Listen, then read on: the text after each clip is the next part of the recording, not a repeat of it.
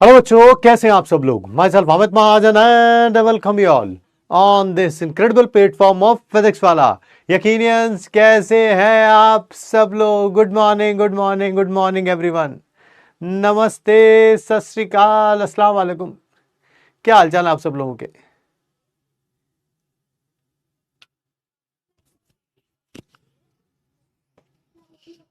Hello sir, good morning, good morning, good morning ji. आवाज बिल्कुल ठीक है भाई, आवाज बिल्कुल ठीक है। आवाज की कोनो टेंशन लेने की तुम्हें जरूरत नहीं है। डाउट ग्रुप चल रहा है। लेक्चर स्टार्टेड और not, it's not visible man. Class start हो गई क्या? शो नहीं हो रहा, 3 बार ज्वाइन कर लिया। Can I start from here? Sir HCl gas water के साथ लिक्विड HCl बनाएगा ना सर। शॉर्ट नोट्स बैच पर please. Yes man, doubt group is rocking that shows के क्लास स्टार्ट हो गई है यार। बहुत बढ़िया जी, बहुत बढ़िया था। डाउट ग्रुप में जब ऐसे वाहियात डाउट दिखने लगे तब आप समझ जाओ भैया बच्चे अपने आ गए, अपनी पूरी फॉर्म में आ गया भाई। गुड मॉर्निंग जी, गुड मॉर्निंग।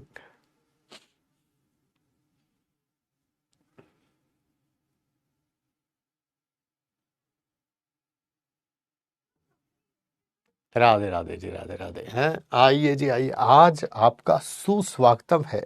लेक्चर है ना। सू तो आप है ही है ना। 2 बार सू सू बोल दे तो आप पता चल ही जाता है आपको कि आपके बारे में बात हो रही है। आज आप स्वागत करते हैं हम आपका सॉल्यूशन के लेक्चर नंबर 2 में। ये वही हिस्सा है, ये वही हिस्सा है जिसको आप जल्दी जल्दी 10 सेकंड आगे करके नहीं निकाल देते। आगे करके, अरे इसको क्या देखना यार, ये तो पता ही है। इसे फॉलो नहीं करना होता। यस, इसे फिर आप अगले साल फॉलो करेंगे। यस, मुझे पूरी उम्मीद है। अगर इस साल नहीं तो अगले साल जरूर फॉलो करेंगे आप इसे। Yes yes yes.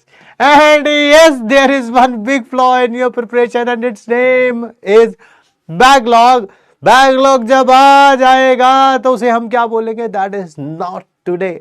आज नक्को नक्को बैकलॉग नहीं आने का है। यस, बैकलॉग जब आ जाएगा तो उसे सब क्या मिल बोलेंगे, क्या बोलेंगे सब लोग? That is not today. आज नहीं, आज नहीं, आज नहीं। आज मुझे पता है बहुत सारे बच्चों की घर वापसी हुई होगी है ना। देख नहीं रहे क्या? हम यहां से स्टार्ट कर सकते हैं। यस यस यस, रिजल्ट आ गया ना, रिजल्ट आ गया। ठीक है, ये वही रिजल्ट है। बहुत सालों बाद ऐसा रिजल्ट आया जिसमें सारे बच्चे, पिछले 5-6 साल से बच्चे पता क्या बोलते थे? 5-6 साल से बच्चे पता क्या बोलते थे है ना, जब भी रिजल्ट आता था, मार्क्स पूछा करो हमसे। मार्क्स 600 नंबर आए, 605, 612, 625, 630। ठीक है, ये वो रिजल्ट आया है आपकी बार जिसमें हर कोई पूछ रहा है बेटा मार्क्स बताओ। ना ना ना ना ना, रैंक पूछो अंकल, रैंक है ना। आंटी रैंक से ही कॉलेज मिलता है, तो रैंक पूछो ना कितना आया है। ठीक है, मार्क्स, अरे आंटी बोला जब आपको मार्क्स का कोई मतलब होता ही नहीं है ना। रैंक आंटी मेरा ठीक आया, हाँ रैंक पूछो आंटी। यस यस यस है ना। सभी बच्चे बोल रहे हैं है ना। इतना सच भी नहीं बोल रहा था सर है ना। पिछले साल तक जो अपने नंबर बताया करते थे वो इस साल अपना रैंक बता रहे हैं है ना। ये कौन है कह रहा रैंक भी अच्छा नहीं आया तो फिर नंबर भी अच्छे नहीं आए हुए, घबरा मत। नंबर उससे भी खराब आए हुए इसका मतलब। रैंक भी अच्छा नहीं है तो, बट कोई बात नहीं, अगले साल सुधार लियो भाई। ठीक है।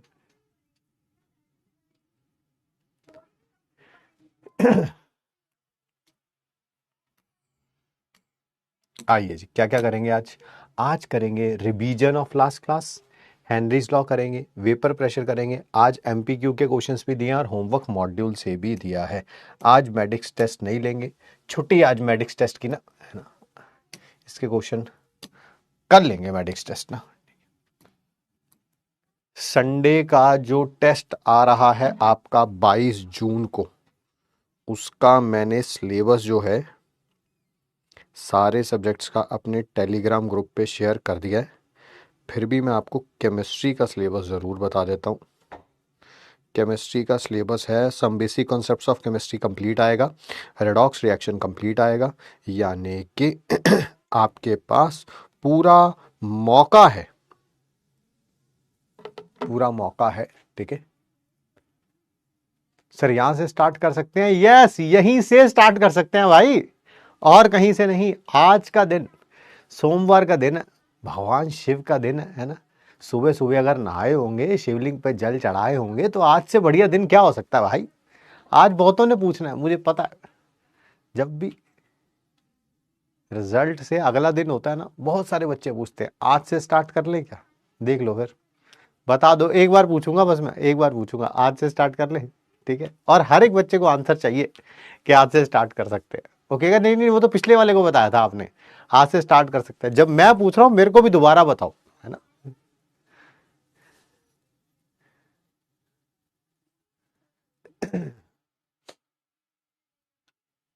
आइए आइए आइए। लास्ट क्लास में क्या क्या पढ़ा था यार? हाँ, सबसे पहले हमने पढ़ा था सॉल्यूशन क्या होते हैं। ठीक है, होमोजेनियस मिक्सचर होता है दो या दो से ज्यादा सब्सटेंसेस का। बाइनरी सॉल्यूशन में दो कंपोनेंट होते हैं, सॉल्वेंट को ए से डिनोट करते हैं, सॉल्यूट को बी से डिनोट करते हैं। ठीक है, और फिर हमने टाइप्स ऑफ सॉल्यूशन पढ़े थे, जिसमें सॉल्वेंट जो है या गैस, लिक्विड या सॉलिड होगा, और सॉल्यूट जो है वो कोई भी हो सकता है, सॉलिड, लिक्विड एंड गैस। उसके बिहाफ पे हमने 9 प्रकार के सॉल्यूशन पढ़े थे। फिर उसके बाद हमने पढ़ा था solubility of solid in liquid. 100 gram liquid के अंदर जितना मैक्सिमम सॉलिड डिसॉल्व किया जा सकता है उसे क्या बोलते हैं? उसकी सॉल्युबिलिटी। अनसैचुरेटेड सॉल्यूशन, जितना मैक्सिमम डिसॉल्व किया जा सकता था उतना सॉल्यूट अभी डिसॉल्व नहीं हुआ है। सैचुरेटेड सॉल्यूशन, जितना मैक्सिमम सॉल्यूट डिसॉल्व किया जा सकता था उतना डिसॉल्व हो गया है। सुपर सैचुरेटेड सॉल्यूशन ये कब बनेगा? जब सैचुरेटेड सॉल्यूशन को आप गर्म करना शुरू कर देंगे, सॉल्यूट और ज्यादा डिसॉल्व होना शुरू हो जाएगा। ठीक है, सुपर सैचुरेटेड सॉल्यूशन को अगर आप शेक करते हैं या उसमें कुछ क्रिस्टल, मतलब कि जो सॉल्यूट डाल रखा था उसको और ऊपर से डाल देते हैं, तो सीडिंग होना स्टार्ट हो जाती है, क्रिस्टल्स बनने शुरू हो जाते हैं सॉल्यूट के। ठीक है, और क्या पढ़ा था? Factors affecting solubility of solid in liquid पढ़ा था। पहला था nature of solute and solvent, है ना। लाइक डिसॉल्व्स लाइक, अगर सॉल्यूट पोलर है, सॉल्वेंट भी पोलर है तो उसमें डिसॉल्व होगा। सॉल्यूट नॉन पोलर है, सॉल्वेंट भी नॉन पोलर है तो वो उसमें डिसॉल्व होगा। ठीक है, नेक्स्ट हमने कौन सा पढ़ा था? इफेक्ट ऑफ प्रेशर, कोई इफेक्ट नहीं होता। Effect of temperature, general solubility की अगर हम बात करें, जब सॉलिड को लिक्विड में डिसॉल्व किया जा रहा है, जनरली डिसॉल्यूशन एंडोथर्मिक थी, यानी कि टेम्परेचर बढ़ाओगे सॉल्युबिलिटी बढ़ेगी। जनरली ऐसा ही था। बहुत कम ऐसे सॉल्यूट होते हैं, सॉलिड की बात कर रहा हूं, जिनको पानी में डालने पर उनकी सॉल्युबिलिटी एक्सोथर्मिक होती है। उसका एग्जांपल लिखवाया था मैंने, लिथियम सल्फेट और सीरियम सल्फेट। उनमें क्या था? टेम्परेचर इंक्रीज करोगे सॉल्युबिलिटी डिक्रीज होगी। And third and very important also, जिनकी सॉल्युबिलिटी का कोई रेगुलर वेरिएशन नहीं होता, उसमें हमने केस पढ़ा था ग्लोबल सॉल्ट का, Na2SO4.NH2O। ये 32.4 डिग्री सेल्सियस तक इसकी सॉल्युबिलिटी एंडोथर्मिक होती है। टेम्परेचर बढ़ाओगे सॉल्युबिलिटी बढ़ेगी। 32.4 डिग्री सेल्सियस पे ये ट्रांजिशन हो जाता है Na2SO4.NH2O से Na2SO4 में। ठीक है, तो उसकी सॉल्युबिलिटी एक्सोथर्मिक होती है due to hydration of sodium ion and sulphate ion. तो टेम्परेचर बढ़ाओगे तो सॉल्युबिलिटी क्या होगी? कम होगी। फिर हमने पढ़ा था solubility of gas in liquid. वो क्या था? 1 ml लिक्विड में जितना मैक्सिमम गैस डिसॉल्व करी जा सकती है, जो भी वॉल्यूम आएगी, मान लो 20 ml आई, 40 ml आई, जो भी आएगी उसको एसटीपी में कन्वर्ट कर देना। ठीक है, एसटीपी की वॉल्यूम में कन्वर्ट कर देना, वही क्या कहलाएगी? सॉल्युबिलिटी। इसमें क्या पढ़ा था हमने फैक्टर्स अफेक्टिंग में? सबसे पहले पढ़ा था nature of solute and solvent. अगर गैस सॉल्वेंट के साथ रिएक्ट कर जाए या सॉल्वेंट में जाके डिसोशिएट हो जाए तो वह ज्यादा सॉल्युबल होगी ही होगी, दिमाग लगाना ही नहीं, नो दिमाग रिक्वायर्ड। जैसे SO2 एक एसिडिक ऑक्साइड होती है, वाटर में डालने पर एसिड बनाती है H2SO3, तो ऐसी गैस वाटर में हमेशा सॉल्युबल होगी। ठीक है, हीलियम वाटर में डालने पर रिएक्ट नहीं करती तो उसकी सॉल्युबिलिटी कम होगी। मीथेन भी वाटर में जाके रिएक्ट नहीं करती तो उसकी सॉल्युबिलिटी कम होगी। SO3 भी एक एसिडिक ऑक्साइड होती है, वो वाटर में जाके रिएक्ट कर जाती है तो उसकी सॉल्युबिलिटी ज्यादा होगी। सेकंड हमने पढ़ा था इफेक्ट ऑफ टेम्परेचर।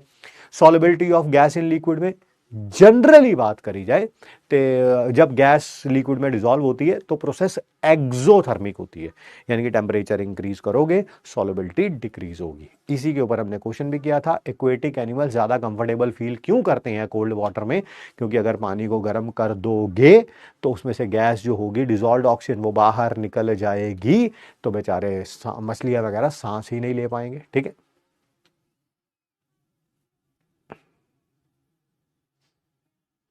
बढ़िया जी, बढ़िया बढ़िया। क्या ये लाइव है या रिकॉर्डेड लेक्चर है? अबे यार, ऐसी वाहियात हरकतें कैसे कर लेते हो तुम। आइए जी बात करेंगे हम effect of pressure. Effect of pressure पढ़ने से पहले आपको एक छोटा सा टॉपिक बता देता हूं, हटके है ये, factors affecting solubility of gas in liquid से हटके है थोड़ा टॉपिक, बट सुन लो हमारे काम आएगा ये, सुन लो हमारे काम आएगा ये। ठीक है, लो वॉइस है, लो वॉइस है, लो वॉइस है, लो वॉइस है, वॉइस कम कह रहे हैं बच्चे। ठीक है आवाज, हाँ बिल्कुल ठीक है आवाज यार, थोड़ी सी और बढ़ा दो, इनके कान के पर्दे ना फट जाए ना, तब तक जो है वो बढ़ाते रहिए। टॉपिक का नाम है Dalton's law of partial pressure.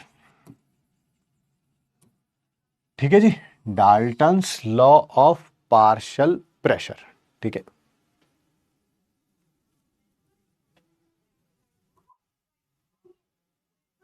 ठीक है, चलिए चलिए, है ना, आवाज बढ़ा दी गई है। देख लीजिए अब आपके जो कानपुर में हड़ताल चल रही थी वो खत्म हो गई है कि नहीं हो गई है? सर हेल्प करिए, न्यू है बैच में हम, तो आपका स्वागत कर सकते हैं हम, और क्या कर सकते हैं। रिजल्ट सेलिब्रेशन आपने देख लिया होगा, सैटरडे को हुआ था, है ना। मैं नहीं जा पाया था उस दिन, क्योंकि उस दिन अथर्व का बर्थडे था। पिछले 3-4 साल से अथर्व का बर्थडे होता है, अथर्व होता है अहमदाबाद, मैं आया होता हूँ रिजल्ट सेलिब्रेशन में दिल्ली। पिछले 2-3 साल में देख लो हमेशा 14 जून को ही हो रहा है रिजल्ट सेलिब्रेशन। अब की बार पहली बार मौका था हमारा अपने बेटे के साथ बर्थडे स्पेंड करने का, इस कारण सैटरडे को हम नहीं थे। बट आपको पता चला होगा, यकीन में जो टॉप 2 रैंक्स आए हैं यकीन से, वो दोनों के दोनों हमसे ही पढ़े हुए हैं। ठीक है, ये बात सर आपको कैसे पता, आप तो गए नहीं थे। मुझे फेलो टीचर्स के फ़ोन आए थे कि आपके बच्चे आपको यहाँ पे ढूंढ रहे हैं। मैं जो उनको बोलूँ नेक्स्ट अभी और होनी है रिजल्ट सेलिब्रेशंस, उनमें मिलेंगे, है ना। सैटरडे को तो पॉसिबल नहीं है। हाँ नहीं, अब की बार की रिजल्ट सेलिब्रेशन में भी जाएंगे, बट सैटरडे नहीं जा पाए थे यार, बर्थडे था यार उस बेचारे छोटे से बच्चे का ना, थोड़ा सा उसका भी ख्याल रखना पड़ता है। पिछले 2-3 साल से तो हम ध्यान दे ही नहीं पा रहे बिल्कुल उसके बर्थडे पे। अब की बार मेरे को सोचा कि टाइम है, मैं भी दिल्ली में हूँ, वो भी दिल्ली में है, तो बेटर है कि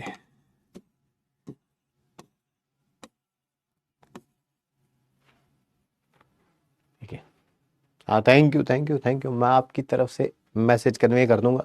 हालांकि हमने सेलिब्रेट नहीं किया बहुत ज़्यादा उसका birthday due to Ahmedabad tragedy, but फिर भी घर पे ज़रूर थे, उसके साथ बैठे ज़रूर थे। बैठना भी बच्चे के लिए बड़ा इंपॉर्टेंट करता है कि यार पिताश्री बैठे हुए हैं हमारे साथ ना, है ना।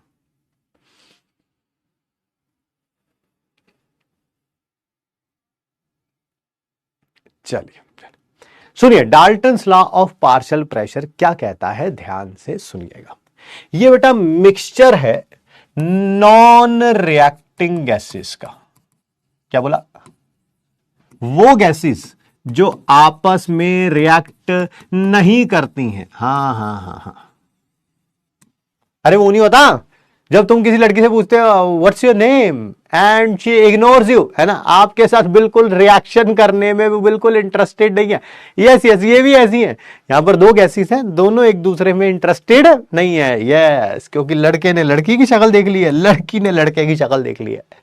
सर इसमें बेइज्जती किसकी हो रही है? दोनों की हो रही है बेटा, दोनों की हो रही है। ठीक है, थैंक यू जी, थैंक यू ना, हैप्पी फादर्स डे विश करने वालों को भी थैंक यू। अब इधर ध्यान दीजिए, मिक्सचर है नॉन रिएक्टिंग गैसेस का, दोनों का नाम रख देते हैं। क्या नाम रखना है इनका? ए और बी रख देते हैं। चलिए, क्या यहां पे जो ए गैस होगी, क्या वॉल्स ऑफ द कंटेनर से टकरा रही होगी? बिल्कुल सर, गैस के जो पार्टिकल्स होते हैं वो रैंडमली मूव करते हैं सर, रैंडमली मूव करते हैं, जैसे शराबी नहीं मूव करते शराब पीने के बाद शादियों में, यस, तो ऐसे ही टकरा रहे होंगे, यस। जब ए भी टकराएगा, मान लो बी भी टकराएगा वॉल्स ऑफ द कंटेनर से, तो क्या क्या क्या ये प्रेशर एग्जर्ट करेगा, बिल्कुल एग्जर्ट करेगा। जो ये प्रेशर एग्जर्ट करेगा उसे बोलेंगे हम पार्शियल प्रेशर। क्या बोलेंगे? Partial pressure. तो in a mixture of non reacting gases, total pressure पता है किसके बराबर होगा? Total pressure that is sum of partial pressure of each gas, sum of partial pressure of each gas। कितनी gases हैं यहां पे? 2। तो टोटल प्रेशर क्या होगा? Partial pressure of A plus partial pressure of B. ये पी ए क्या है? बोल तो दिया यार, पार्शियल प्रेशर ऑफ ए। ये क्या है? Partial pressure of B. ठीक है, partial pressure of A and partial pressure of B. एक और क्वेश्चन दिमाग में आ रहा होगा कि टोटल प्रेशर, तो जितनी भी गैसेस है उनके पार्शियल प्रेशर को ऐड कर दो, आ जाएगा। बहुत बढ़िया। दूसरा क्वेश्चन आपके दिमाग में आ रहा हो, ये पार्शियल प्रेशर होता क्या है ना? नाम से ही पता चल रहा है, पार्शियलिटी की जा रही है, पार्शियलिटी करी जा रही है। देखो जी, इसमें हमें निकालना है ए और बी का पार्शियल प्रेशर। ठीक है, ए और बी का पार्शियल प्रेशर। तो आप क्या करेंगे? बी को धक्के मार के यहां से बाहर निकाल दीजिए। अंदर क्या रही? अंदर क्या रही? कंटेनर के अंदर ए का जो पार्शियल प्रेशर आएगा वो कहलाएगा पार्शियल प्रेशर ऑफ ए। नहीं, पार्शियल प्रेशर ऑफ बी समझाओ। अरे तो ए को धक्के मार के बाहर निकाल दो। अब कंटेनर के अंदर कौन सी है? ए को धक्के मार के बाहर निकाल दो। अब कंटेनर के अंदर कौन सी गैस है? बी। जब बी अकेली होगी, जितना प्रेशर एग्जर्ट करेगी वो क्या कहलाएगा? Partial pressure of B. ठीक है, इसी का एक और एप्लीकेशन भी है। वो क्या एप्लीकेशन है? ध्यान से देखिएगा कि पीए पता है किसके बराबर होगा? काई ए डैश इंटू पीटी। इस काई ए डैश को ही, इस पहली बात तो ये पार्शियल प्रेशर है, ये टोटल प्रेशर है। ये क्या है? This is mole fraction of A in gaseous phase. Gaseous phase, इसी कारण मैंने यहां पर डैश लगाया। ठीक है, इसको काई ए डैश भी लिख सकते हैं। इसी चैप्टर में मैं इसको वाई ए भी लिख दूंगा। बात एक ही है, ये लिखूं या ये इतनी बड़ी राम कहानी लिखूं, बात एक ही है। पार्शियल प्रेशर निकालना है, वो कैसे आएगा? जितनी मोल फ्रैक्शन है ए की यहां पे गैस की फॉर्म में, multiplied by the total pressure. ठीक है, तो क्या पीबी किसके बराबर होगा? सर वो क्या बताना, वो भी बताइए। काई बी डैश इंटू पीटी। काई बी डैश क्या है? मोल फ्रैक्शन बी की गैसियस फेज में। Yes sir. और काई बी डैश को भी क्या लिख दूंगा मैं? सर वाई भी लिख दूंगा मैं। तो किताब में ये लिखा हो, ये लिखा हो, टेंशन मत लेना, दोनों का मतलब सेम ही है। ठीक है,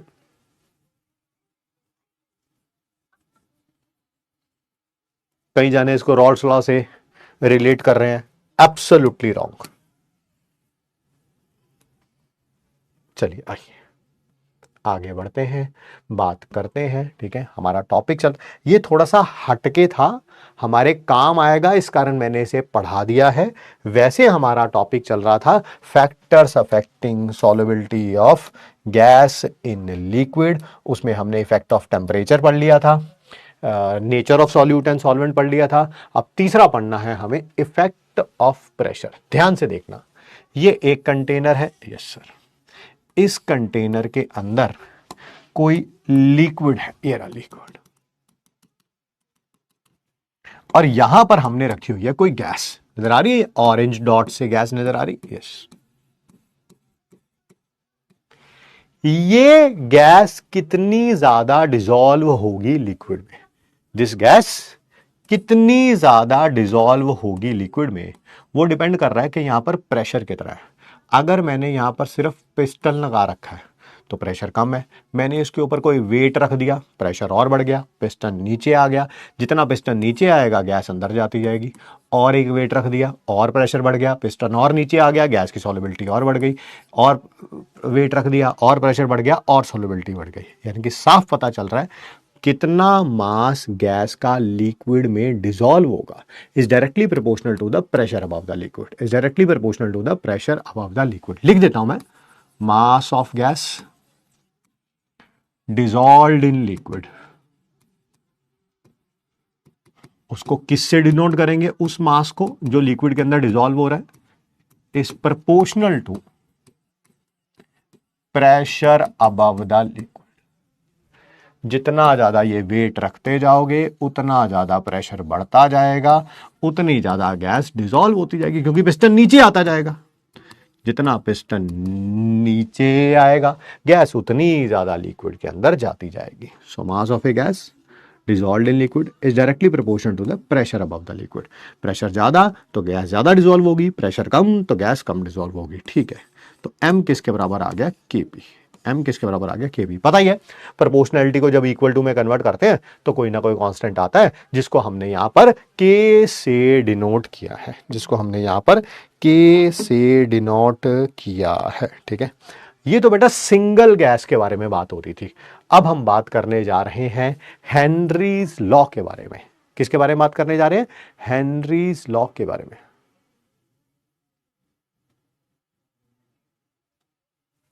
ध्यान से सुनिएगा, समझिएगा।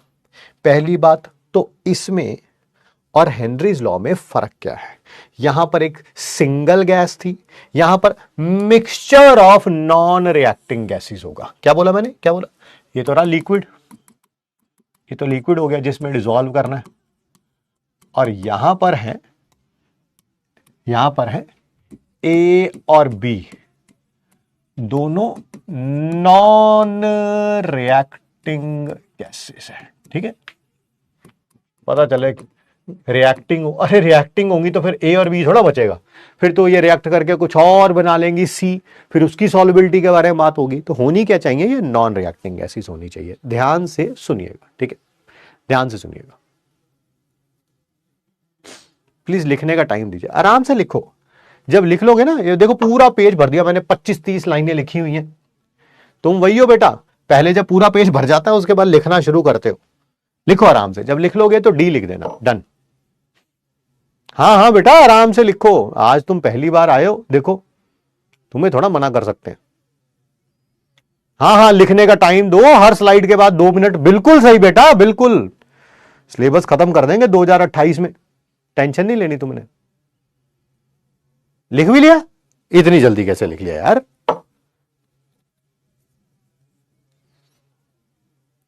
जो पहली बार आता है ना भाई, जो पहली बार आता है उसको बताना भी पड़ता है कि नोट्स कैसे बनाए जाते हैं। जब टीचर यहां पे लिख रहा होता है ना, टीचर यहां पे लिख रहा होता है, तब आपकी गर्दन ऊपर, ऐसे गर्दन ऐसे ऊपर और पेन नीचे चलता ही रहना चाहिए, है ना।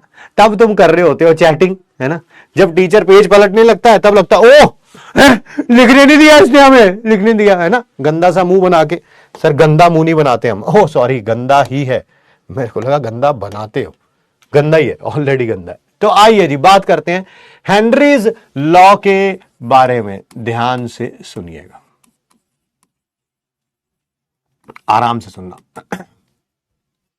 ए और बी नॉन रिएक्टिंग गैसेज है, तो ऑब्वियसली ए भी डिसॉल्व होगी इसमें और मान लीजिए बी भी डिसॉल्व होगी इसमें। ठीक है, कौन ज्यादा डिसॉल्व होगी, कौन कम डिसॉल्व होगी, वो डिपेंड कर रहा है कि यहां पर पार्शियल प्रेशर कितना है। जिसका पार्शियल प्रेशर ज्यादा होगा उसकी सॉल्युबिलिटी भी ज्यादा होगी, उसकी सॉल्युबिलिटी भी ज्यादा होगी। यही हेनरीज लॉ की डेफिनेशन है। ठीक है, according to Henry's law solubility of a gas in liquid,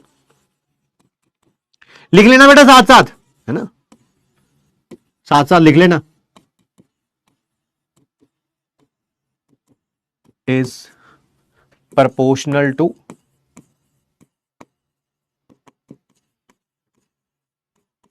pressure above the partial pressure above the liquid, या partial pressure of gas, एक ही बात है।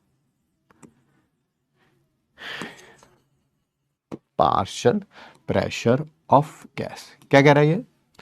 सॉल्युबिलिटी ऑफ ए।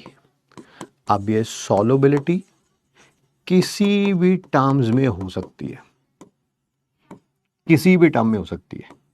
ये मास ऑफ ए हो सकता है, यानी कि यूनिट क्या होगा बताओ? मास ऑफ ए होगा तो यूनिट क्या होगा सर? यूनिट ग्राम होगा, ऑब्वियसली ग्राम में ही होता है मास, ठीक है। ये मोलैरिटी हो सकती है। यूनिट क्या होगा? यूनिट सर यूनिट होगा मोल्स पर लीटर। वैसे जब सॉल्युबिलिटी लिखा जाता है ना तो वो मोल्स पर लीटर में ही होती है, बट आप किसी भी टर्म्स में रख सकते हैं, कोई टेंशन वाली बात नहीं है। ये मोलैलिटी हो सकती है, मोलैलिटी हो सकती है। तब आपको पता है ये यूनिट क्या होगा सर? मोल पर केजी होगा।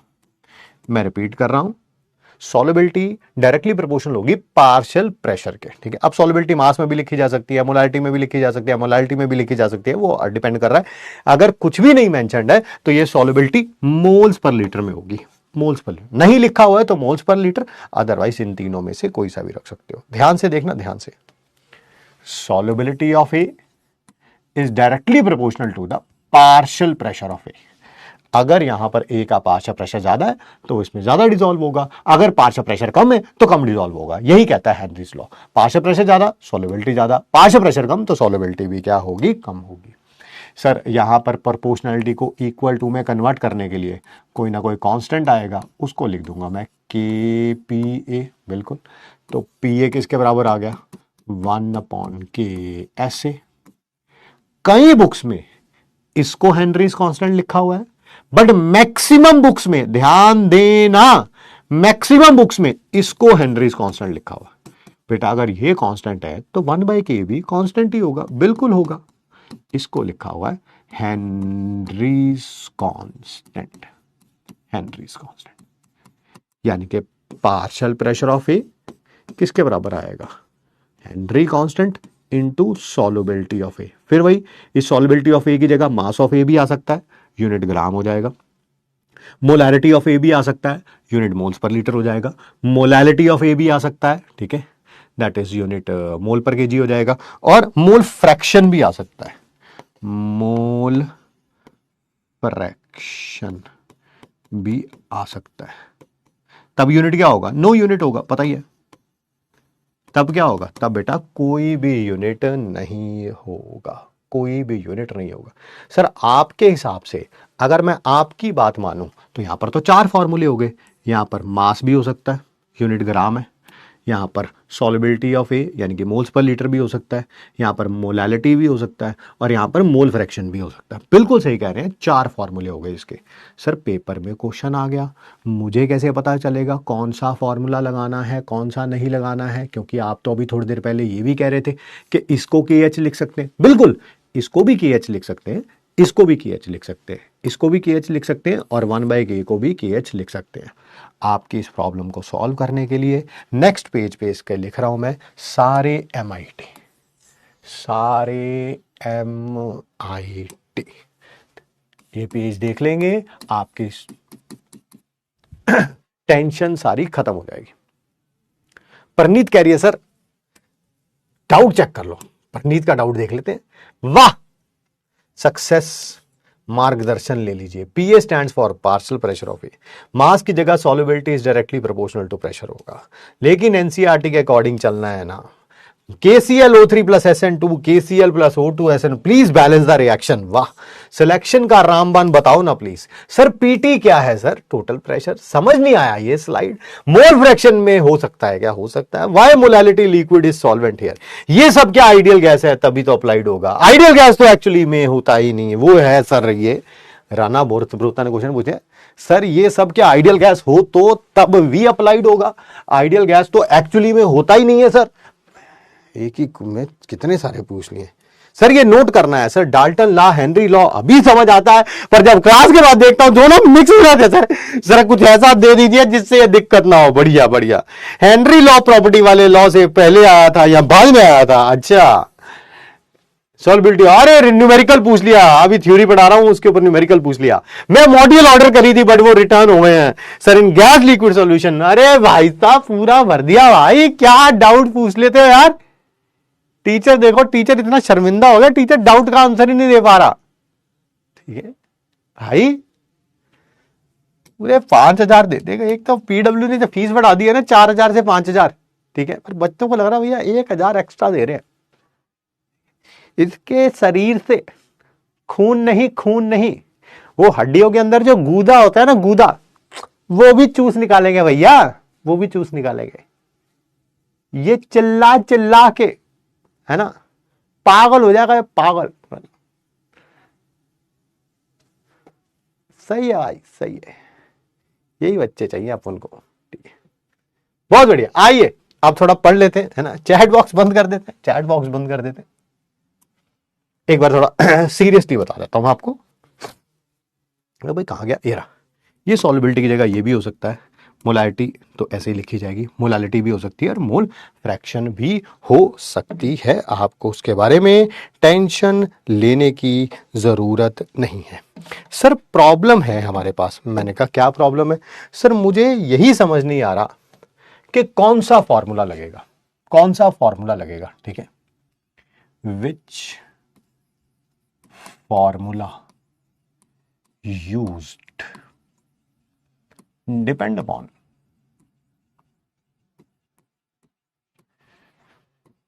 unit of kh, unit of kh। ध्यान से देखना, सबसे पहला फॉर्मूला बता रहा हूं, सबसे पहला फॉर्मूला बता रहा हूं।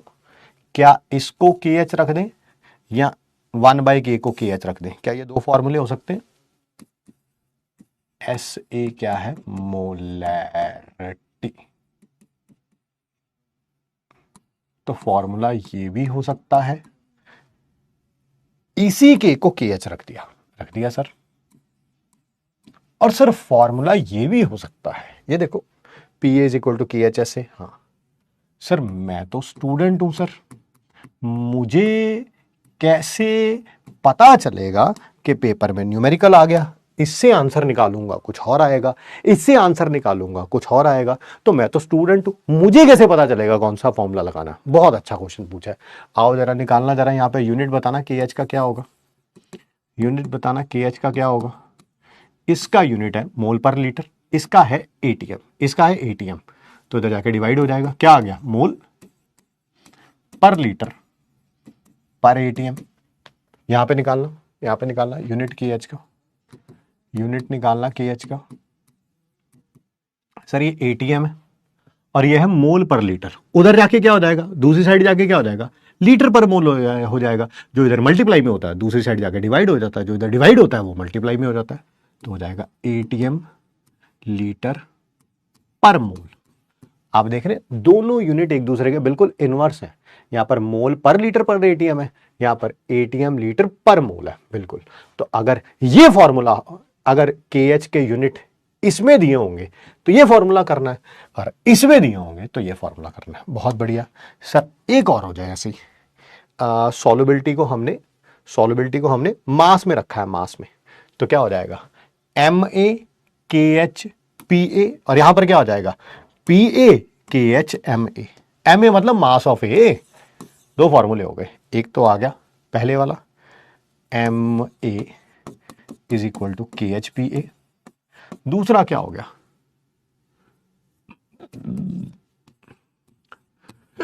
PA is equal to KH MA। फिर वही बात, मैं तो स्टूडेंट हूं, मुझे कैसे पता चलेगा? भाई तू इसका यूनिट निकाल ले यूनिट KH का। जल्दी जल्दी बता, KH का यूनिट क्या आएगा? इसका किलोग्राम हो गया, इसका ATM हो गया, आ गया किलोग्राम पर ATM। आप बार बार ATM ही क्यों बोल रहे हो?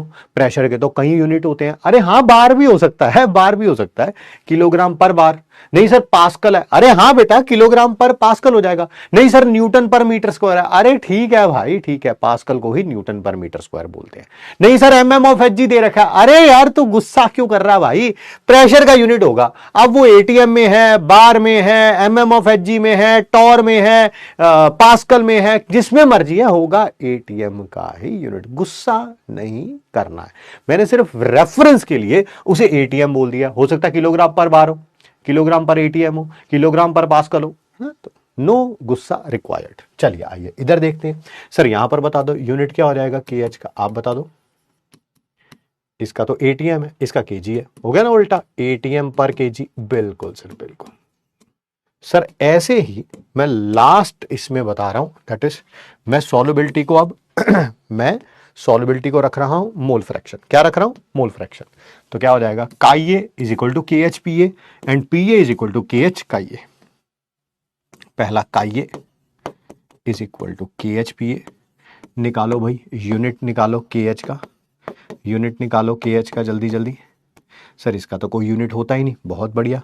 इसका यूनिट ये एटीएम होता है, उधर जाके क्या हो जाएगा? पर एटीएम या पर बार या पर पास्कल या, है ना, इस तरह पर एमएम ऑफ एच जी। बहुत बढ़िया सर। और या फॉर्मूला ये लग सकता है, P A is equal to K H का ये, यहां पर आपको पता ही है क्या आएगा यूनिट के एच का। इसका तो कोई यूनिट होता ही नहीं, तो के एच के वही यूनिट होंगे जो पार्शियल प्रेशर के होते हैं, यानी कि प्रेशर के होते हैं। एटीएम के लिख लो, बार लिख लो, पास्कल लिख लो, एमएम ऑफ एच जी लिख लो, है ना, कुछ भी लिख लो यार। एटीएम और बार और पास्कल और एमएम ऑफ एच जी। फिर यहां पर भी लिख के दिखाओ फिर, पर एटीएम, पर बार या पर पास्कल या पर एमएम ऑफ एच। क्या आपके दिमाग से डायलेमा खत्म हो गया है कि हमें कौन सा फॉर्मूला लगाना है? मास के बारे में बात हो रही है तो इन्हीं दोनों में से लगाना है। कौन सा लगाना है बट फॉर्मूला? वो के एच के यूनिट पर डिपेंड करेगा। मोल फ्रैक्शन के बारे में बात हो रही है तो इन दोनों में से लगाना है, बट कौन सा लगाना है वो के एच के यूनिट पर डिपेंड करेगा।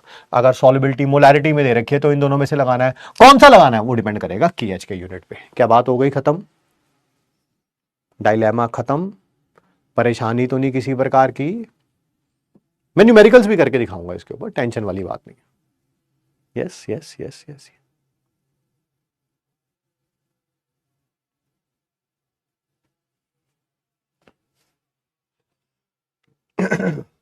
भाई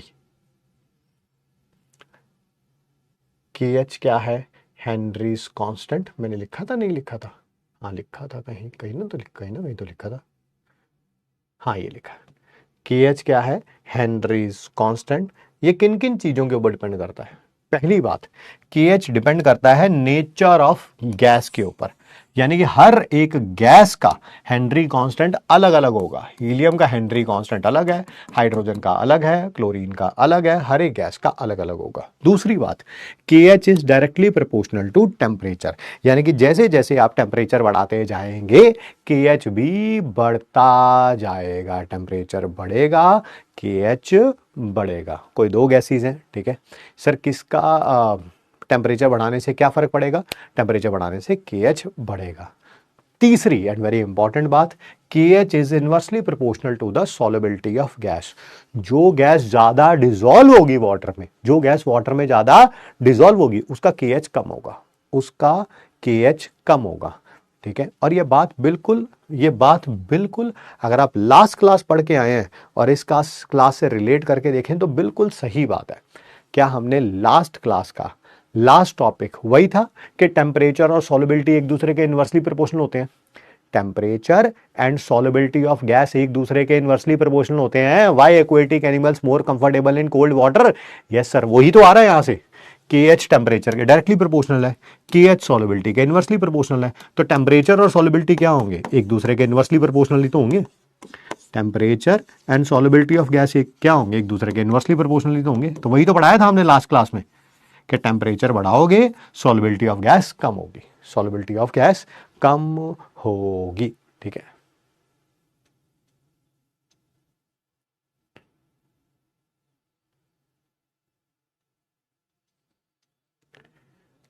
ये मछली एक बात कह रही है, अगर आपको यहां पे ध्यान दें तो आप पढ़ भी पा रहे हैं, आप पढ़ भी पा रहे हैं और प्लीज इसको रिप्लाई करिए। ये पता क्या कह रही मछली? क्या कह रही है?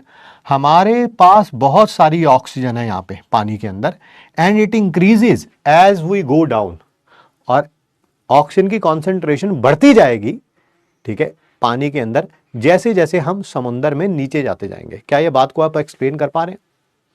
क्या आप इस बात को एक्सप्लेन कर पा रहे हैं?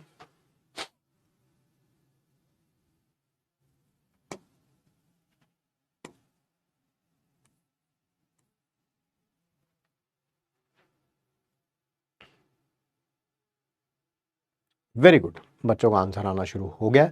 यस सर, क्योंकि जैसे जैसे आप पानी में नीचे समंदर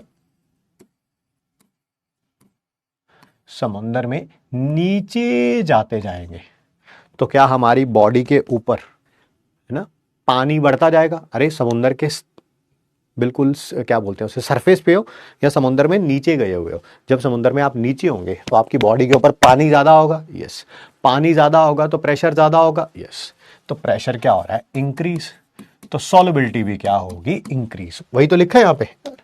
डेफिनेशन ऑफ हेनरीज लॉ क्या थी, डेफिनेशन हेनरीज लॉ क्या थी, सॉल्युबिलिटी डायरेक्टली प्रोपोर्शनल है पार्शियल प्रेशर पे, है ना। अगर पार्शियल प्रेशर ज्यादा होगा सॉल्युबिलिटी ज्यादा होगी। यहां पर देख लो वही तो हो रहा है, प्रेशर बढ़ रहा है सॉल्युबिलिटी बढ़ रही है ना। क्लियर, ठीक है सर। टेम्परेचर को मैं सेम ही मान के चल रहा हूं, मैं ये मान के चल रहा हूं कि जितना टेम्परेचर बॉटम ऑफ द सी पे है उतना ही सरफेस पे है। हालांकि होता नहीं है, बट क्योंकि मुझे प्रेशर का इफेक्ट बढ़ाना है। देखो, जब एक चीज बढ़ानी होती है ना तो दूसरे फैक्टर को हम कांस्टेंट मान के चलते हैं, है ना। ऐसा नहीं है कि मैं प्रेशर भी चेंज कर रहा हूं और टेम्परेचर भी चेंज कर रहा हूं, है ना। जब भी कोई एक टॉपिक पढ़ाना होता है तो बाकी वेरिएबल्स को हम कांस्टेंट मान के चलते हैं, ठीक है। चलिए limitations of Henry's law. Henry's law कब अप्लाई नहीं होता, जब गैस रिएक्ट करेगी सॉल्वेंट के साथ। ध्यान से सुनना, हेनरी लॉ क्या कहता है, पार्शियल प्रेशर ज्यादा है सॉल्युबिलिटी ज्यादा है, पार्शियल प्रेशर कम है सॉल्युबिलिटी कम है ना। यही कहता है ना, पार्शियल प्रेशर ज्यादा होगा सॉल्युबिलिटी ज्यादा होगी, गैस ज्यादा डिसॉल्व होगी। पार्शियल प्रेशर कम होगा सॉल्युबिलिटी कम होगी, गैस कम डिसॉल्व होगी।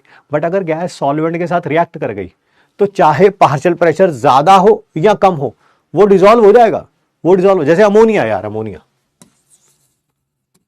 अमोनिया, अब अमोनिया का पार्शियल प्रेशर, आप यहां पर अमोनिया का पार्शियल प्रेशर कम रखिए या ज्यादा रखिए कोई फर्क नहीं पड़ता, अमोनिया हमेशा वाटर के साथ रिएक्ट कर जाता है।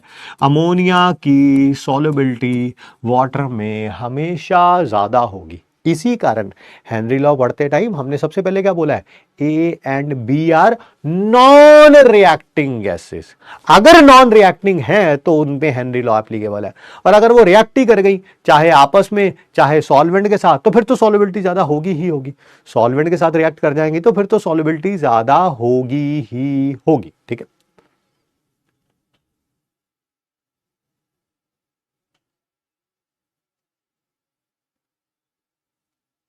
ठीक, second, pressure is too high. मैं बताता हूं, ध्यान से सुनना, ध्यान से। यहां पर हमने पिस्टन लगा रखा, पिस्टन, यहां पर दो गैसेस है ए और बी। ए का पार्शियल प्रेशर ज्यादा है, बी का पार्शियल प्रेशर कम है। रिपीट कर रहा हूं, ए का पार्शियल प्रेशर ज्यादा है, बी का पार्शियल प्रेशर कम है। तो होना क्या चाहिए, ए की सॉल्युबिलिटी ज्यादा होनी चाहिए, बी की सॉल्युबिलिटी कम होनी चाहिए, यही होना चाहिए। बट हमने पता क्या कर दिया, इस पिस्टन के ऊपर हजारों किलो का भार रख दिया, पिस्टन के ऊपर हजारों किलो का भार रख दिया। तो क्या ये पिस्टन नीचे आ जाएगा? यस। जैसे जैसे नीचे आता जाएगा क्या ए और बी दोनों डिसॉल्व होते जाएंगे? Yes sir.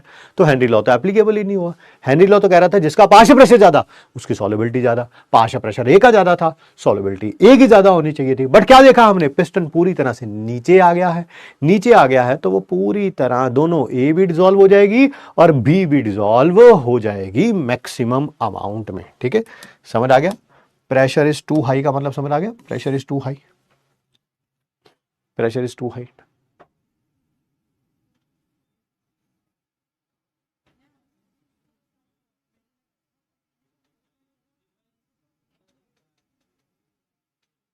ठीक।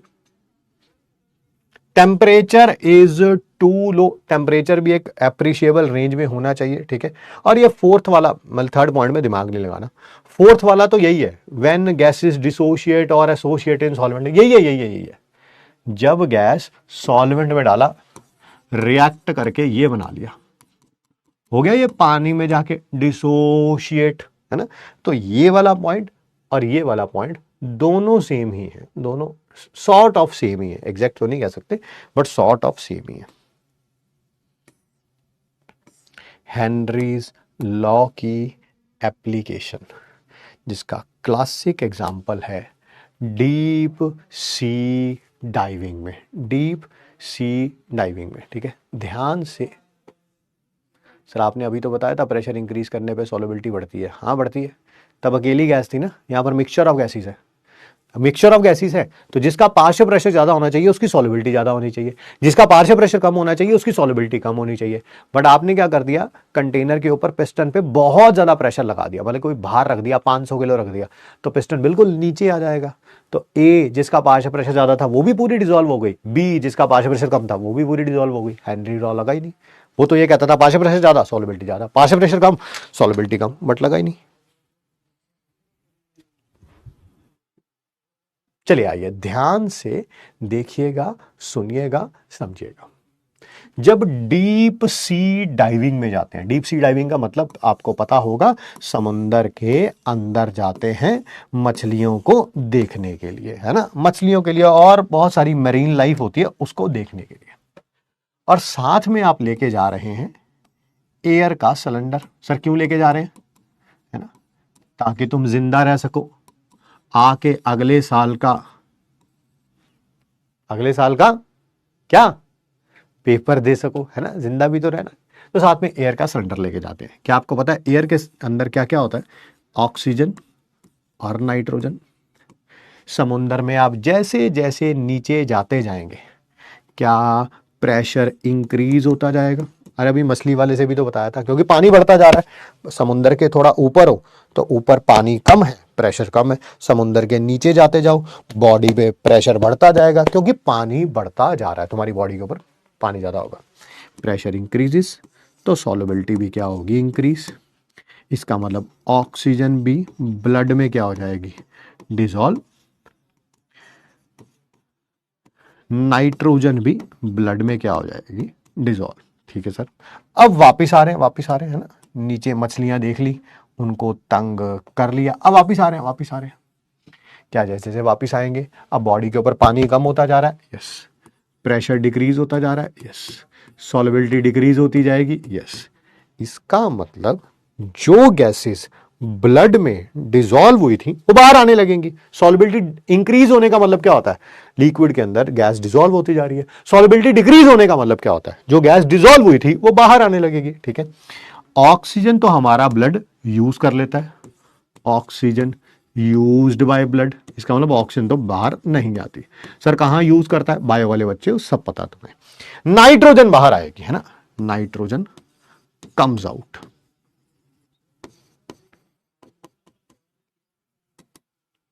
फ्रॉम ब्लड, और जब वो वीन से बाहर निकलेगी ना, जब नाइट्रोजन बाहर आएगी वो कॉज करेगी पेन, जिसको हम बोलते हैं सिकनेस डीकंप्रेशन, सिकनेस डीकंप्रेशन। इसी को अवॉइड करने के लिए हम साथ में लेके जाते हैं हीलियम। क्या साथ में लेके जाते हैं, हीलियम लेके जाते हैं। जैसे ही हीलियम गैस को ऐड करोगे पार्शियल प्रेशर इन दोनों का डिक्रीज हो जाएगा, यस और नो। ठीक है, partial pressure decreases, therefore solubility decreases, therefore nitrogen blood में कम डिसॉल्व होगी तो कम बाहर आएगी, पेन कम होगा। ठीक है, एक क्वेश्चन आपके दिमाग में आ रहा होगा, हीलियम को डालने से इनका पार्शियल प्रेशर कैसे कम हो गया। हीलियम आपने डाल दी सिलेंडर के अंदर, मान गया, इनका पार्शियल प्रेशर कैसे कम हो गया। अरे यार तुम देखो, जैसे आपके पापा ने, आप 3 बच्चे हैं आपके पापा के, ए बी, अभी मैं तीसरे वाले का नाम नहीं बता रहा हूं, ठीक है, आपको दिए 40 रुपीस, इसको भी दिए 40 रुपीस। बताओ पापा ने कितने परसेंटेज ऑफ रुपीस, परसेंटेज पूछ रहा हूं, आपको दिए हैं, सिर्फ 50% दिए हैं ना, अरे टोटल 80 दिए हैं यार, 80 में से 50% आपके पास है, 50% इसके पास है, ठीक है। अब कोई तीसरा आ गया, तीसरा जो है सी, ठीक है, आपका छोटा, सबसे छोटा भाई या बहन, उसको दे दिए 120 रुपए। उसको 120 रुपए देते ही अब पिताश्री ने कितने पैसे डिस्ट्रीब्यूट किए? 200 रुपए दिए। देखो आपको 40, पहले भी 40 थे आपके पास, अब भी 40 है, बट अब बताओ आपकी परसेंटेज क्या हो गई? अब बताओ कितनी परसेंटेज हो गई? 40 डिवाइडेड बाई 200, सिर्फ 25%। देख रहे हो गई परसेंटेज डिक्रीज की नहीं? अरे हो गई परसेंटेज डिक्रीज के नहीं, 50 80 है ना, 40 80 नहीं, 20% है यार, 20%, 20%। इसके पास 60% है। देखो पैसे तुम्हारे पास पहले भी 40 थे, अब भी 40 ही हैं, बट पहले तुम्हारे पास 50% पैसे थे, ठीक है, अब कितने हैं? सिर्फ 20%। क्या मतलब समझ आया? क्या मतलब समझ आ गया कि हमने हीलियम डालते ही पार्शियल प्रेशर कैसे डिक्रीज हो गया, ठीक है ना? अपना प्रेशर उतना ही है, बट पार्शियल प्रेशर कम हो गया सर।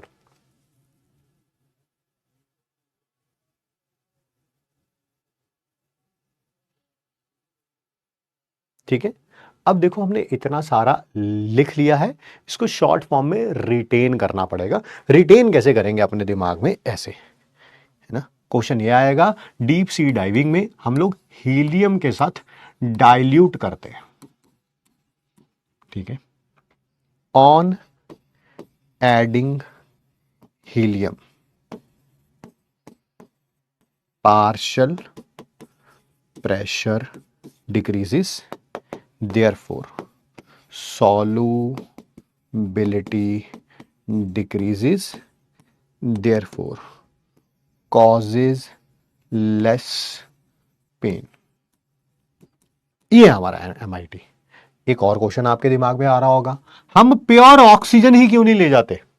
हम एयर लेके ही क्यों जा रहे हैं, है ना? हम एयर में से ऑक्सीजन अलग कर दें, नाइट्रोजन अलग कर दें, प्योर ऑक्सीजन लेके जाएंगे। भाई प्योर ऑक्सीजन बहुत ज्यादा महंगी होती है, प्योर ऑक्सीजन बहुत ज्यादा महंगी होती है, तो इसकी जो कॉस्ट है वो कई गुना बढ़ जाएगी, ठीक है।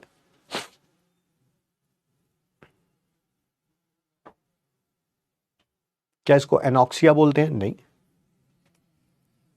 एनॉक्सिया तो होता है दिमाग में ऑक्सीजन की कमी। ये तो डीप सी डाइविंग में जा रहे हैं। लो एनॉक्सिया का भी एग्जांपल ले लेते हैं। जब जब हाई एल्टीट्यूड्स पे जाते हैं तो साथ में ऑक्सीजन सिलेंडर्स क्यों लेके जाते हैं? हाई एल्टीट्यूड्स पे जाओगे, एटमॉस्फेरिक प्रेशर डिक्रीज होता है, यस, तो पार्शियल प्रेशर ऑक्सीजन का भी क्या होगा? डिक्रीज होगा। इसका मतलब हाई एल्टीट्यूड पे लेस ऑक्सीजन अवेलेबल होगी, तो सांस लेंगे तो अंदर कम ऑक्सीजन जाएगी, कम ऑक्सीजन जाएगी तो ब्रेन तक भी कम पहुंचेगी, उसको बोलते हैं हम लोग एनॉक्सिया। क्या बोलते हैं? एनॉक्सिया, ठीक है। हाँ, इस सिकनेस डीकंप्रेशन को बेंड्स भी बोलते हैं, इसको बेंड्स भी बोलते हैं। ये जो टॉपिक चल रहा था उसके ऊपर ध्यान देते हैं। हम हाई एल्टीट्यूड पे जाते हैं, एटमॉस्फेरिक प्रेशर डिक्रीज होता है, यस, पार्शियल प्रेशर में ऑक्सीजन का भी डिक्रीज हो जाएगा, यस। जब टोटल प्रेशर ही डिक्रीज हो गया तो उसमें ऑक्सीजन का पार्शियल प्रेशर भी डिक्रीज ही हो जाएगा, वो तो क्योंकि पार्शियल प्रेशर होता किसके बराबर है? Mole fraction into PT. अगर यही डिक्रीज हो रहा है तो ये भी डिक्रीज हो जाएगा, यस। इसका मतलब जब हाई एल्टीट्यूड पे जाएंगे तो वहां पे कम ऑक्सीजन होगी, ऐसे सांस लेंगे, ये वो वाली नहीं है, वो वाली नहीं है जो तुम करते हो ना, हाँ, वो लाइनें बिछा के सस्ता माल, ये वो वाला नहीं है, सिंपल सांस लेनी है, ठीक है। तो कम ऑक्सीजन अवेलेबल होगी, कम ऑक्सीजन अवेलेबल होगी तो अंदर कम ऑक्सीजन जाएगी, ब्रेन तक कम ऑक्सीजन पहुंचेगी, उसको बोलते हैं हम लोग एनॉक्सिया। क्या बोलते हैं? एनॉक्सिया। ऐसा ना हो इसी कारण हम साथ में क्या लेके जाते हैं? ऑक्सीजन सिलेंडर्स, ठीक है, कि अगर ऑक्सीजन कम भी हो जाए तो हम बाहर से ऑक्सीजन सिलेंडर से उसको अप्लाई कर सकें, ठीक है। वेरी गुड, है ना, अच्छा क्वेश्चन पूछा है। एक बच्चे ने बोला इसमें प्रॉब्लम आप सॉल्व नहीं कर रहे, ठीक है, बढ़ा रहे हो। मैंने कहा कैसे? पहले तो सिर्फ नाइट्रोजन ब्लड में डिसॉल्व हो रही थी क्योंकि ऑक्सीजन तो यूज्ड अप हो जाती है, अब हीलियम भी डिसॉल्व होगी ब्लड में, हीलियम भी बाहर आएगी।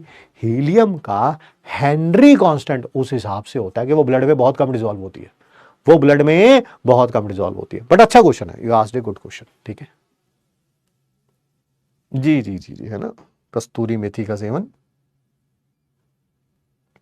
आगे देखिए, और इसका फंक्शन किसका, हेनरीज लॉ का। लंग्स में जाते हैं, पार्शियल प्रेशर ऑक्सीजन का बहुत ज़्यादा होता है, तो ये वहाँ पे बना लेता है, क्या बना लेता है, ऑक्सी हीमोग्लोबिन, है ना। हीमोग्लोबिन के साथ ऑक्सीजन मिलके क्या बना लेते हैं, ऑक्सी हीमोग्लोबिन। यही ऑक्सी हीमोग्लोबिन लेके वो कहाँ पे चले जाते हैं, टिश्यूज में। वहां पर पार्शियल प्रेशर ऑक्सीजन का कम होता है, पार्शियल प्रेशर कम, सॉल्युबिलिटी कम, तो ऑक्सीजन अलग हो जाती है, ठीक है, ऑक्सीजन रिलीज हो जाती है, ठीक है।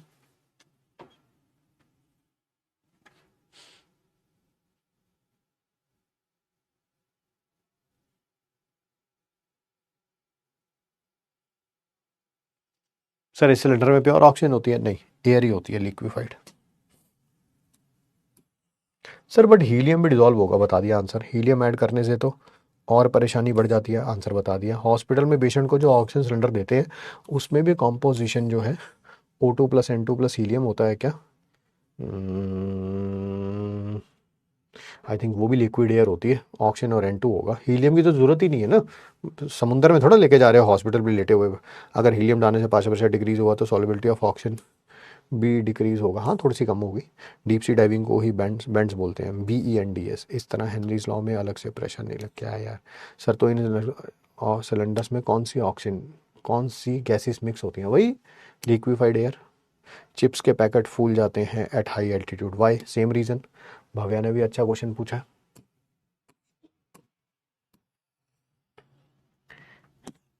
यहाँ पर चिप्स का पैकेट लिखा है, कोई भी पैकेट हो सकता है, वो स्वेल्ड अप हो जाते हैं एट हाई एल्टीट्यूड्स। ऐसा आप चेक भी कर सकते हैं।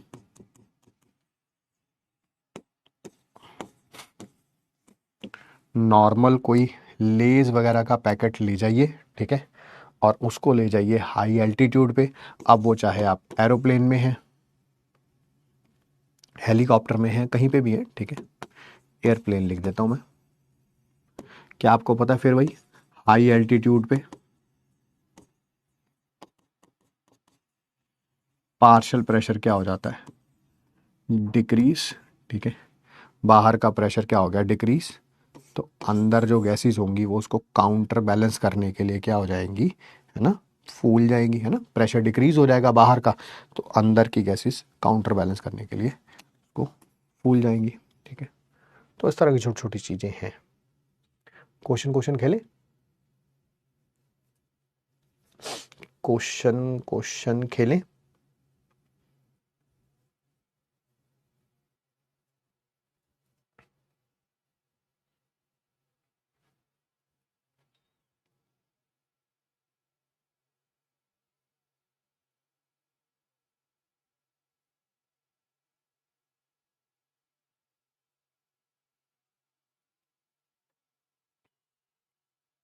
करिए, आंसर बताइए इसका। Be quick in giving the answer, आराम से पोल में आंसर बताइए। 30 सेकेंड का टाइम है आपके पास।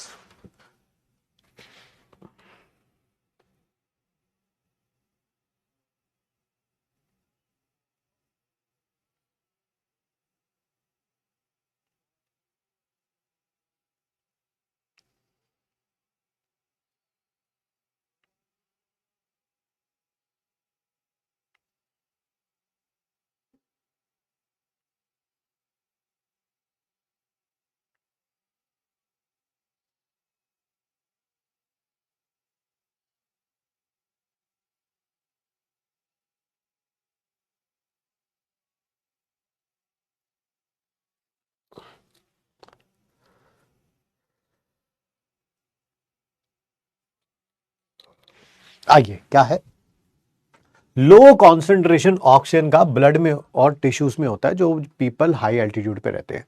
क्यों, क्योंकि वहां पर लो एटमॉस्फेरिक प्रेशर होता है, प्रेशर कम होगा तो सॉल्युबिलिटी कम हो जाएगी, इसी कारण,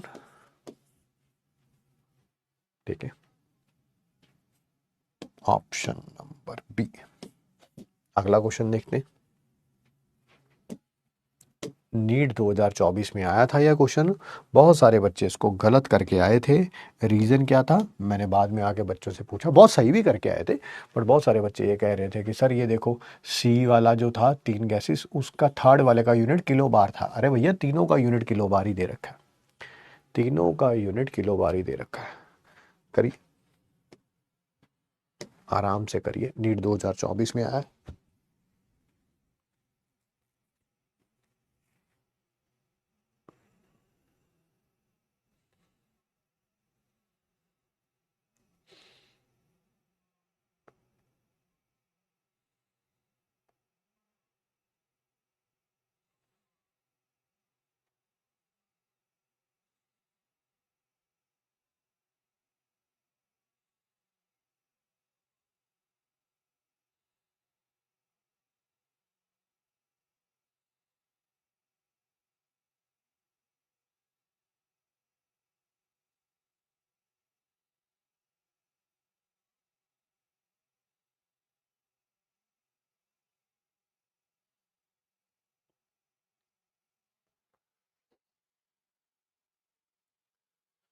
क्या है जी, हेनरीज लॉ कांस्टेंट दे रखा है 3 गैसेस का, ए बी सी का वाटर में।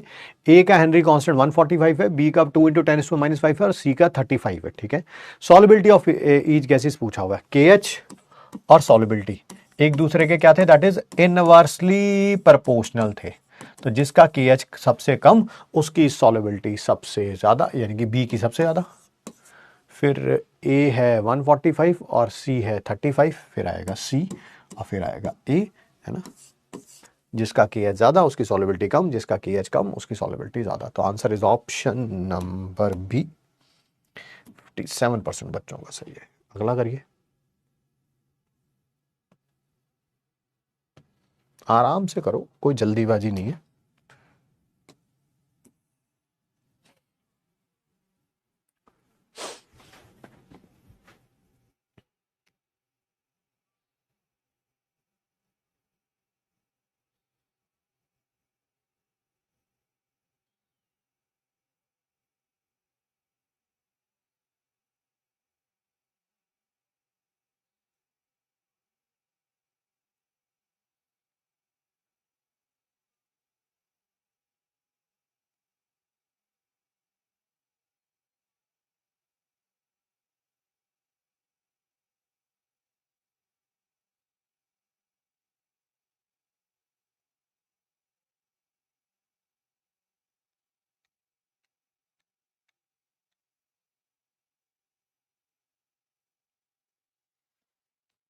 हो गया पोल। Solubility of gas in liquid क्या होता है, प्रेशर के साथ इंक्रीज होती है, टेम्परेचर के साथ भी इंक्रीज होती है? नहीं सर, प्रेशर के साथ इंक्रीज होती है, टेम्परेचर के साथ डिक्रीज होती है। Decrease with increase in pressure नहीं, increase with increase in pressure and decrease in temperature. हाँ सर, प्रेशर के डायरेक्टली प्रोपोर्शनल है और टेम्परेचर के इनवर्सली प्रोपोर्शनल है। एक हेनरीज लॉ है आज का पहला टॉपिक और एक है लास्ट क्लास का last topic. Option number C. अगला क्वेश्चन, ये भी जेई मेन में आया हुआ क्वेश्चन है। Some of the following gases are soluble in water due to formation of ions. ठीक है, कुछ इनमें से नीचे दी गई गैसेस हैं जो वाटर में डिसॉल्व हो जाती हैं क्योंकि वो आयंस में कन्वर्ट हो जाती हैं। वाटर इनसॉल्युबल गैसेस कौन सी हैं? जो वाटर में डिसॉल्व हो जाती हैं, वाटर में आयंस में कन्वर्ट हो जाती हैं, वो डिसॉल्व हो जाएंगी। जो नहीं होती वो वाटर इनसॉल्युबल होंगी। SO2 वाटर के साथ मिलके, सर वो तो पता ही है, H2SO3 बनाता है, लास्ट क्लास में आपने पढ़ाया भी था। और एसिड को वाटर में डालते हैं तो वो आयंस में कन्वर्ट होता है। अमोनिया, ये तो अभी अभी थोड़ी देर पहले आपने बताया, गैस जब सॉल्वेंट के साथ रिएक्ट कर जाती है तो अमोनियम हाइड्रोक्साइड आयन बनाएगा जो कि पानी में टूट जाता है अमोनियम आयन और हाइड्रोक्साइड में। सर ये भी लास्ट क्लास में आपने बताया था, HCl वाटर में डालते हैं तो H पॉजिटिव और Cl नेगेटिव आयन में कन्वर्ट हो जाता है। तो ये तीनों वाटर के साथ रिएक्ट कर रही हैं, वाटर के साथ आयन में कन्वर्ट हो जाती हैं। ये नहीं होता डिजॉल्व, ये भी बताया है लास्ट क्लास में, कॉपी खोल के देख लो चाहे, जब स्पेशली मार्स गैस का एग्जांपल दिया था। सिमिलरली हाइड्रोजन भी रिएक्ट नहीं करती। तो क्या आंसर आ जाएगा, 4 और 5? ये रहा option number D. Option number D, ठीक है।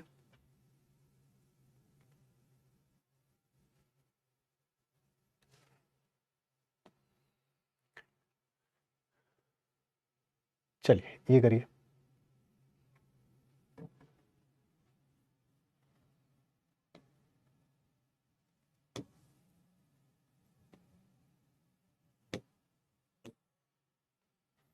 करिए जल्दी जल्दी।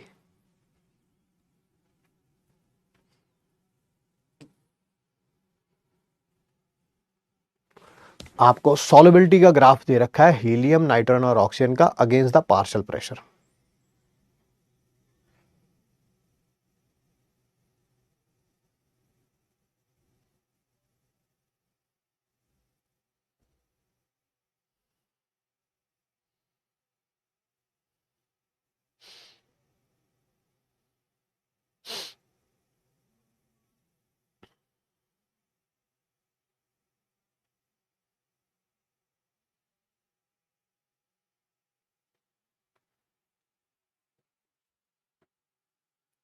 ऐसा क्वेश्चन करने के लिए मैंने तरीका पहले भी बताया था, एक बार फिर बता देता हूं।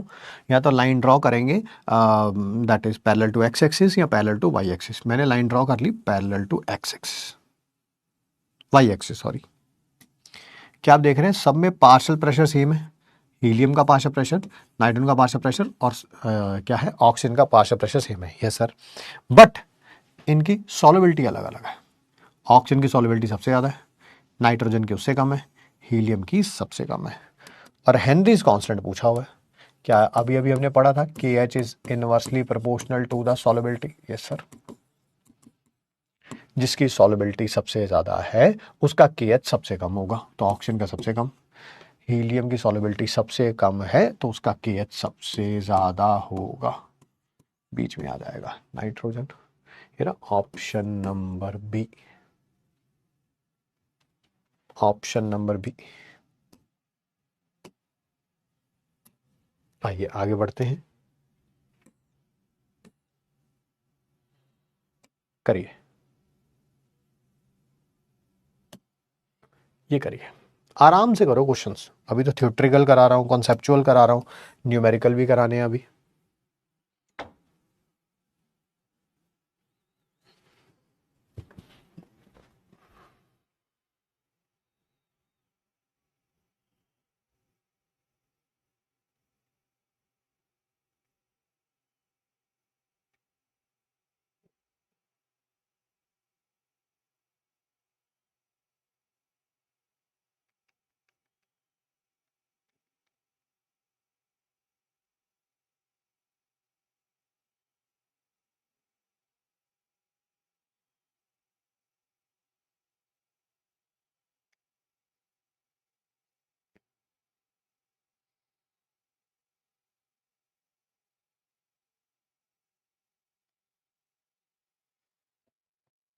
क्या है भाई, it is found Henrys constant is a function of nature of gas. Henry constant gas के ऊपर डिपेंड करता है। जितनी के एच की वैल्यू ज्यादा होगी उतनी सॉल्युबिलिटी कम होगी। हाँ, के एच सॉल्युबिलिटी का इनवर्सली प्रोपोर्शनल होता है। Higher the temperature higher the K H hence lower the solubility. हाँ ये भी करेक्ट है, टेम्परेचर के एच डायरेक्टली प्रोपोर्शनल होता है और सॉल्युबिलिटी के इनवर्सली प्रोपोर्शनल होता है। ए भी करेक्ट है, बी भी करेक्ट है। So both of the above are correct, यानी कि option number C is the correct answer. Option number C is the correct answer. ठीक,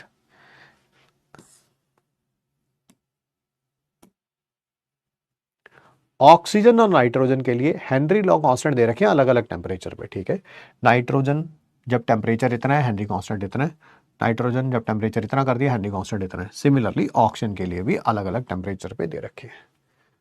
अच्छा, इससे क्या पता चलता है, solubility decreases with increase in temperature. नहीं, ये बात तो सच है कि टेम्परेचर बढ़ाने से सॉल्युबिलिटी डिक्रीज होती है, बट क्या इससे ये पता चलता है? नहीं, इससे तो ये पता चल रहा है कि टेम्परेचर बढ़ाओ तो के एच बढ़ रहा है, टेम्परेचर इंक्रीजेस के एच इंक्रीजेस। आगे पढ़ते हैं फिर देखते हैं, बल्कि ये आंसर मेरे ख्याल से तो नहीं हो सकता, बाकी आगे देखते हैं।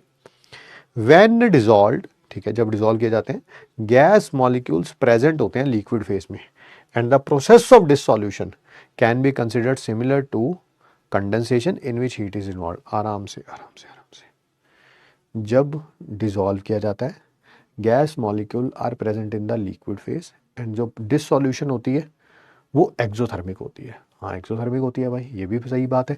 गैस को जब लिक्विड के अंदर डिसॉल्व करते हैं तो उसमें हीट रिलीज होती है, प्रोसेस एक्सोथर्मिक होती है, ये भी करेक्ट है।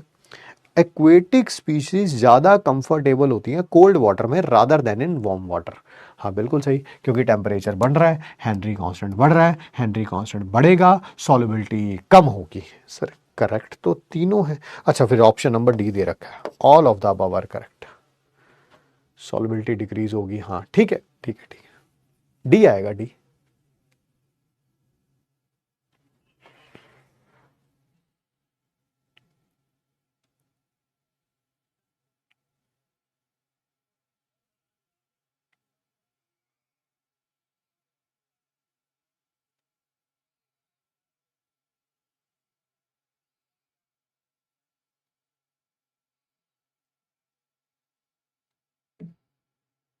ठीक है,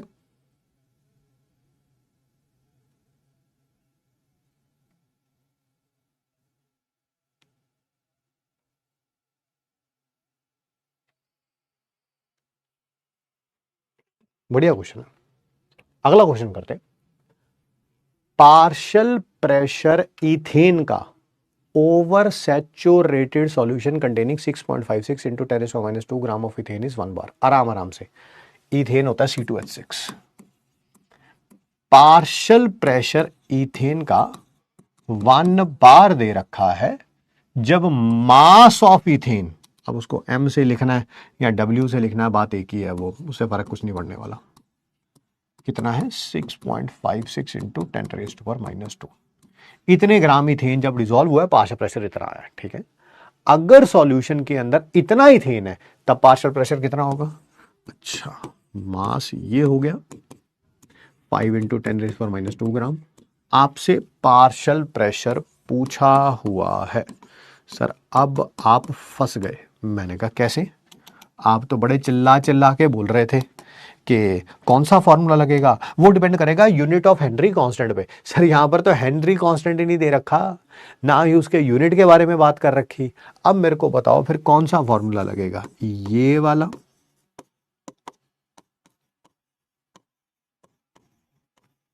कि ये वाला? बताओ अब, बताओ अब आप फंस गए कि नहीं फंस गए? ठीक है भाई, तो ये यूज कर ले या ये यूज कर ले, आंसर दोनों से सेम आएगा, आंसर दोनों से सेम आएगा। अच्छा ऐसा है क्या? हाँ करके दिखाओ, फिर करके दिखाता हूं। ये देख, तू वो वाला कर लियो, मैं इससे कर देता हूं, तू वो वाले से कर ले, आंसर सेम आएगा। Partial pressure is equal to KH mass of C2H6। Similarly P dash is equal to KH। अब जो नया मास आएगा दोनों को कर दे डिवाइड, तो जैसे ही डिवाइड करेगा KH ने कैंसल आउट ही हो जाना है। हाँ इसी कारण आंसर दोनों से क्या आना था? सेम। ये दे रखा है 1 बार, ये आपको निकालना है। पहले कितना मास दे रखा था? 6.56 इंटू 10⁻²। अब दे रखा है 5 इंटू 10⁻²। सर ये कैंसल आउट हो गया, तो अब नया पार्शियल प्रेशर किसके बराबर आ गया? 5 divided by 6.56। Sir 500 divided by 656। बिल्कुल सही कह रहे हैं। ये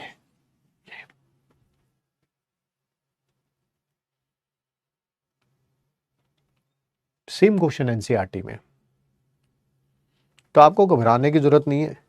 ये क्वेश्चन जेई मेंस में आया हुआ है, ये भी जेई मेंस का क्वेश्चन है, ये भी जेई मेंस का क्वेश्चन है शायद, और ये वाला नीट में आया हुआ। हर एक प्रकार का क्वेश्चन हम क्लास में करा रहे हैं।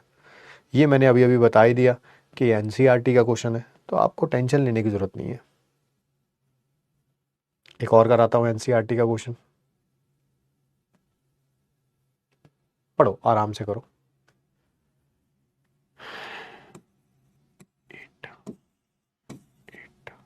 हाँ आइए, H2S एक टॉक्सिक गैस होती है। H2S एक टॉक्सिक गैस होती है, ठीक है, विद रॉटन एग लाइक स्मेल। अच्छा सड़े हुए अंडे जैसी स्मेल होती है। अच्छा जैसी तुम्हारी बॉडी से स्मेल आती है ना, हाँ वैसी होती है। इसको क्वांटिटेटिव एनालिसिस के लिए यूज किया जाता है। क्वांटिटेटिव एनालिसिस मतलब कि किसी भी गैस की कितनी क्वांटिटी है उसके लिए यूज किया जाता है। ठीक है, अगर सॉल्युबिलिटी H2S की वाटर में STP पे 0.2 मोलर है, आराम से आराम से सॉल्युबिलिटी मोलालिटी में दे रखी है, मोलालिटी H2S की पॉइंट कब वहां पे STP पे, ठीक है। आपसे हेनरी कांस्टेंट पूछा हुआ है, ठीक है। हेनरी कांस्टेंट का यूनिट देख रहे हो, यस सर पास्कल है। पास्कल कहने का मतलब है ये वाला फॉर्मूला लगेगा, ये वाला फॉर्मूला लगेगा, पक्का। हाँ तभी आएगा हेनरी कांस्टेंट का यूनिट प्रेशर के इक्वल, तभी आएगा।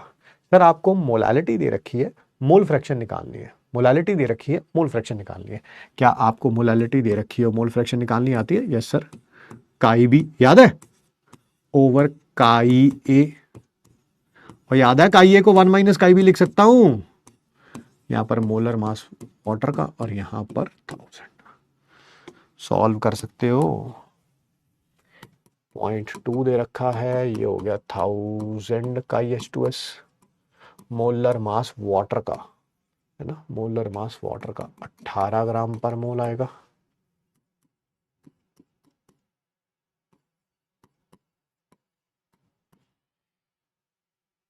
थाउजेंड बाई 18 होता है 55.55, ठीक है। ये उधर जाके मल्टीप्लाई हो जाएगा 0.2 माइनस 0.2 का H2S, तो काई H2S किसके बराबर आ जाएगा सर? ये 0.2 उधर जाके ऐड हो जाएगा, यानी कि 55.75, तो 0.2 डिवाइडेड बाई 55.75,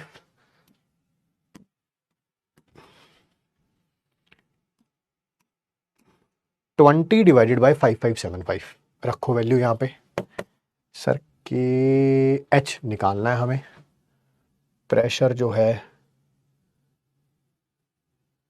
मोल फ्रैक्शन कितनी आई, के एच निकालना है, मोल फ्रैक्शन कितनी आई 20 डिवाइडेड बाई 5575, और क्योंकि एसटीपी दे रखा है तो पार्शियल प्रेशर कितना हो जाएगा, दैट इज 1 ATM हो जाएगा। अब 1 ATM कितना होता है सर? 10⁵ पास्कल होता है, अप्रोक्सीमेटली लिख रहा हूं, वैसे तो 101325 होता है, पर 1 ATM पास्कल में इतना होता है 10⁵।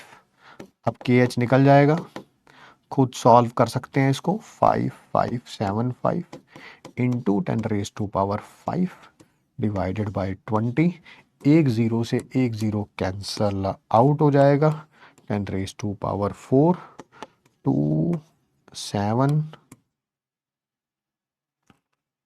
8 फिर 7.5 इंटू 10⁴। अब ऐसी कोई ऑप्शन है? ये रही, यही है, यही है।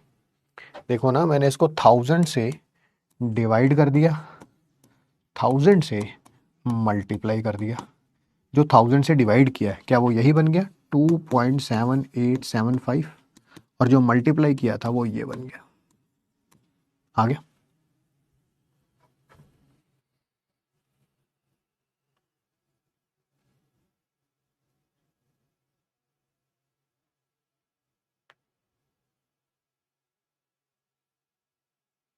हाँ रिपीट, अरे रिपीट तो देखो बेटा, देखो यार, रिपीट तो बेटा परंपरा प्रतिष्ठा अनुशासन है, ठीक है। कई जाने तो बेटा अभी ये भी बोलेंगे, अभी देखना तुम थोड़ी देर रुको, डाउट ग्रुप में पूछा गया होगा, शर्त लगाते हो, शर्त मेरे से, डाउट ग्रुप में पूछा गया होगा ये वाला फॉर्मूला मोलालिटी का कहां से आ गया, देखो तुम, देखो मैं तुम्हें दिखाता हूं। सर क्वेश्चन समझ नहीं आया सर, एक बार फिर से समझा दीजिए ये क्वेश्चन का सॉल्यूशन। सर बिल्कुल डायरेक्ट मोलालिटी रख क्यों नहीं कर रहे? तूने यूनिट नहीं पढ़ लिया? अगर मोलालिटी का यूनिट, ये एक बार के एच का यूनिट तो देख ले, ये कब आएगा? जब मोल फ्रैक्शन होगी।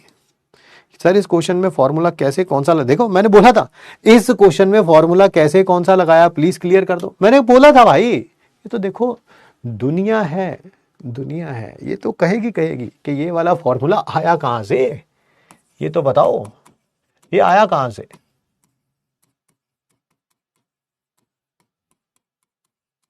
है ना, ये आया कहां से, ये तो पता था मेरे को, ये ऐसा थोड़ा है, 23 साल हो गए भाई, है ना।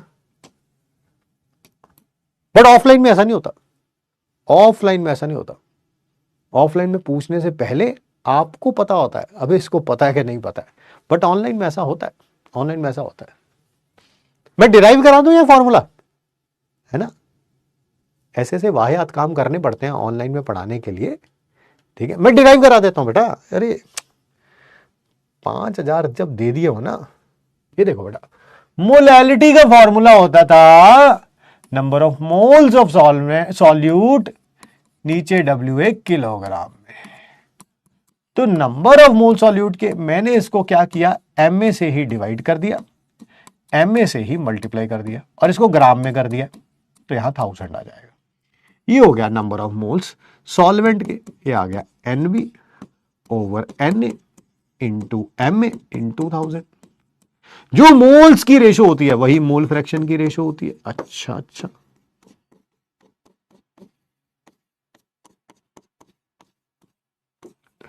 और जो काई ए प्लस काई बी होता है वो 1 minus chi B, chi A plus chi B equal to 1 होता है। तो काई ए किसके बराबर आ गया, 1 माइनस काई बी।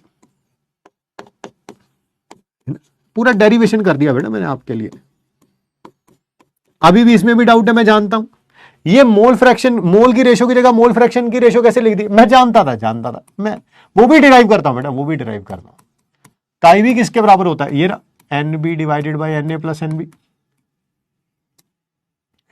आप जब भी रिवाइज ना करके आए आपकी कोई प्रॉब्लम नहीं है बेटा, आपकी कोई इश्यू नहीं है। और काई ए किसके बराबर होता है, NA divided by NA plus NB, वो ऊपर चला जाएगा, ये कैंसल आउट हो गया, ठीक है। ठीक है बेटा, कोई प्रॉब्लम तो नहीं है ना। वो अलग बात है, ये सारी चीजें हमने पहले चैप्टर में some basic concepts of chemistry में कर ली थी। सर उसका मेरा बैकलॉग है सर, और मैं जानता हूं यार, वो तो देख तेरी शक्ल के ऊपर लिखा हुआ है, ऊपर लिखा हुआ है, वो मुझे पता है, मेरे को है ना, वो मेरे को पता है। और बताओ, बस वही वाला फॉर्मूला यूज किया मैंने यहां पे यार, वही वाला फॉर्मूला यूज किया, ये वही वाला फॉर्मूला यूज किया, काई B over 1 minus chi B, बस वैल्यू रखिए उसके बाद, ठीक है।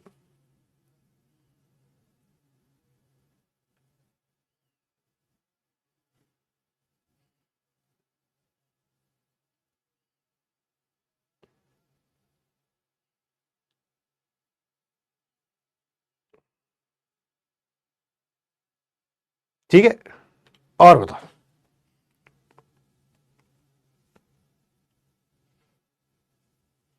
अगला क्वेश्चन करिए फिर, अगला ये करिए, न्यूमेरिकल करिए।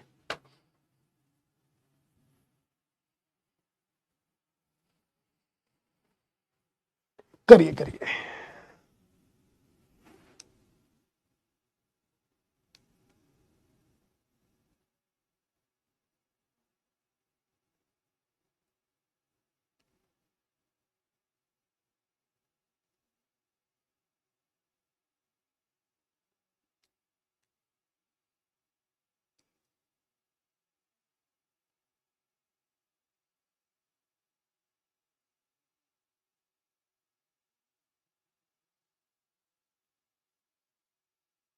टॉर क्या होता है, टॉर MM ऑफ Hg होता है भाई।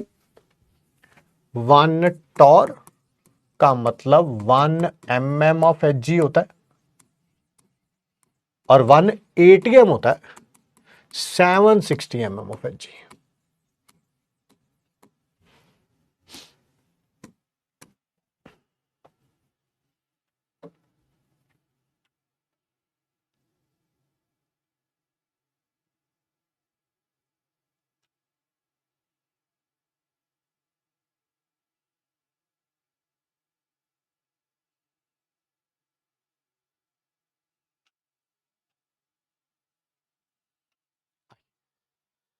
Solubility of nitrogen in water at 300 Kelvin and 500 torr partial pressure is 0.01 ग्राम पर लीटर। आराम से एक मिनट, आई एम सॉरी। हाँ बताइए, सॉल्युबिलिटी किसमें दे रखी है, ग्राम पर लीटर में। सॉल्युबिलिटी किसकी है, नाइट्रोजन की। यूनिट याद रखना 0.01 ग्राम पर लीटर। जब पार्शियल प्रेशर कितना है नाइट्रोजन का, 500 टॉर। आपसे सॉल्युबिलिटी पूछी हुई है, S डैश पूछा हुआ है ग्राम पर लीटर में। जब पार्शियल प्रेशर कितना हो गया है 750 टॉर। फिर वही आप फिर दोबारा फंस गए सर। मैंने कहा कैसे, कौन सा फॉर्मूला लगाऊं? ये वाला सॉल्युबिलिटी ग्राम पर लीटर में दे रखी है, कोई टेंशन नहीं, ठीक है। ये वाला कि ये वाला, क्योंकि आंसर दोनों से अलग अलग आएगा भाई, दोनों में से कहीं से भी लगा ले आंसर सेम ही आएगा तेरा, ठीक है, सेम ही आएगा। तो मैं ऊपर वाला लगा लेता हूँ। पी डैश एन टू क्या होगा, K H S dash N two, divide करेगा कैंसल आउट। ये दे रखा है, ये दे रखा है, ये दे रखा है, ये निकालना है। ये कितना 500, ये 750, सॉल्युबिलिटी कितनी दे रखी थी 0.01, ये निकालनी है। 250 के टेबल में ये 2 पे, ये 3 पे, तो एस डैश एन टू किसके बराबर आ जाएगा, 0.01 को 3 से मल्टीप्लाई करेंगे, 2 से डिवाइड करेंगे, तो 0.03 को 2 से डिवाइड हो गया, यानी कि 0.015, यही होगा 0.015। यार option number D, option number D, ठीक है।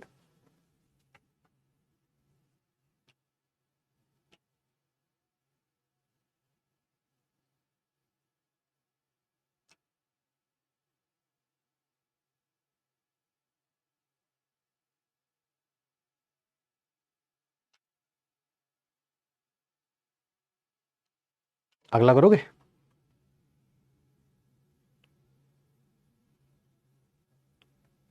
जेई एडवांस का क्वेश्चन कराऊं एक, जेई एडवांस का क्वेश्चन कराऊं एक।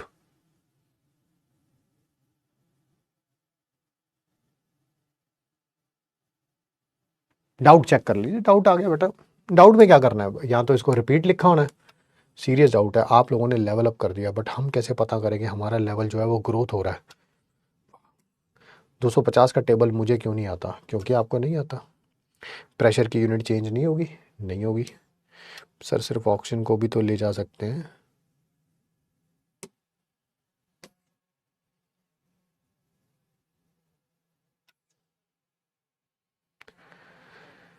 चलिए बेटा, बहुत कुछ चल रहा है ना, कराऊं? आइए फिर।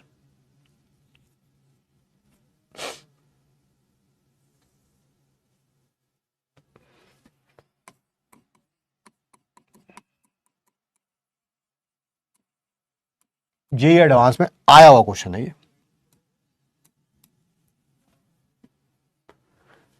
Henry's law constant for solubility of nitrogen gas in water at 298 Kelvin is 1 into 10⁵ atm। आराम आराम से लिखेंगे। जब टेम्परेचर 298 केल्विन है तब हेनरी लॉ कांस्टेंट नाइट्रोजन का दे रखा है कितना, 10⁵ atm, ठीक है। मोल फ्रैक्शन नाइट्रोजन की एयर में यानी कि गैस फॉर्म में जो मोल फ्रैक्शन है वो दे रखी है। जो आज क्लास शुरू होते ही मैंने टॉपिक पढ़ाया था, आज क्लास शुरू होते टॉपिक पढ़ाया था, स्पेशली मैंने लिखा भी था वहां पर कि ये जो मोल फ्रैक्शन कहां गया बे, ये रहा, ये जो मोल फ्रैक्शन है एक ही कौन सी है, ये वेपर फेस में है, वेपर फेस में। और ये कौन सी मोल फ्रैक्शन होती थी, ये कौन सी मोल फ्रैक्शन होती थी, ये जो सॉल्यूशन के अंदर है, सॉल्यूशन के अंदर है, ये डिसॉल्व हो गया ना, यहां पे जो मोल फ्रैक्शन यहां पे। और डाल्टन्स लॉ वाली कौन सी थी, ये जो वेपर फेस में है, गैस फेस में, ठीक है। चलिए आइए, मोल फ्रैक्शन नाइट्रोजन की एयर में दे रखी है, कहां गया वे, ये रही, जिसको काई डैश N2 लिखा था या YN2 लिखा था, बिल्कुल कितनी दे रखी है, 0.8 दे रखी है।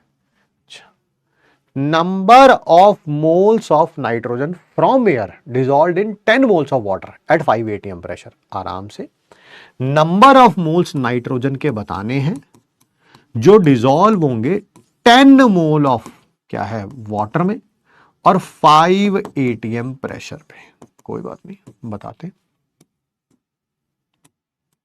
क्या आपको पता है यहां पर फॉर्मूला लगेगा, partial pressure of nitrogen is equal to K H into chi N2। पहला क्वेश्चन ही आ गया दिमाग में। क्या आपको कैसे पता चला ये वाला फॉर्मूला लगेगा? अरे भैया इसके यूनिट देखना, एटीएम आ रहे हैं, KH के यूनिट पार्शियल प्रेशर के इक्वल है, ठीक है। वो तभी आएंगे जब यहाँ पर मोल फ्रैक्शन होगी। यहाँ पर तो मास रख के देख ले, यूनिट आएगा ही नहीं एटीएम, है ना। अभी थोड़ी देर पहले भी बताया था, ठीक है।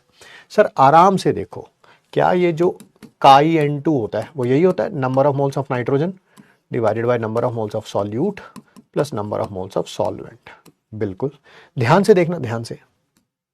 क्या हमें क्वेश्चन में ये दे रखा है? यस, KH वो रहा 10⁵। नंबर ऑफ मोल्स वाटर के दे रखे, यस सर 10। सर ये हमें फाइंड आउट करना है, बिल्कुल। अगर मैं किसी तरह से पार्शियल प्रेशर नाइट्रोजन का फाइंड आउट कर लूं तो क्वेश्चन सॉल्व हो जाएगा, बहुत बढ़िया। अब पार्शियल प्रेशर नाइट्रोजन का कैसे फाइंड आउट करूंगा? Dalton's law of partial pressure से, क्योंकि Pn2 किसके बराबर था? Yn2 इंटू PT मतलब टोटल प्रेशर। क्या आपको ये 0.8 दे रखा है? यस। क्या टोटल प्रेशर जो है वो 5 ATM दे रखा है? यस। 0.8 को 5 ATM से मल्टीप्लाई करूंगा 4 ATM आ जाएगा, यस। यहाँ पर रख दो 4, वैल्यू रखो, ये 10⁵ है, into number of moles nitrogen, number of moles nitrogen plus water के 10, क्रॉस मल्टीप्लाई कर दीजिए, 4 into number of moles of nitrogen plus 40 is equal to 10⁵ number of moles of nitrogen. 10⁵ होता है मेरे ख्याल से 1 लाख होता है। 1 लाख में से 4 माइनस कर दो, 1 लाख में से 4 माइनस कर दो, अप्रोक्सीमेटली 1 लाख ही बचेगा, अप्रोक्सीमेटली 1 लाख ही बचेगा। वैसे तो 99,996 बचेगा, बट अप्रोक्सीमेटली 1 लाख ही लिख सकता हूं। आगे नंबर ऑफ मोल्स नाइट्रोजन के 40 डिवाइडेड बाय 10⁵ सर ये 4 इंटू 10⁻⁻⁴ हो गए, बिल्कुल 4 इंटू 10⁻⁻⁴ है ये रहा option number A, option number A,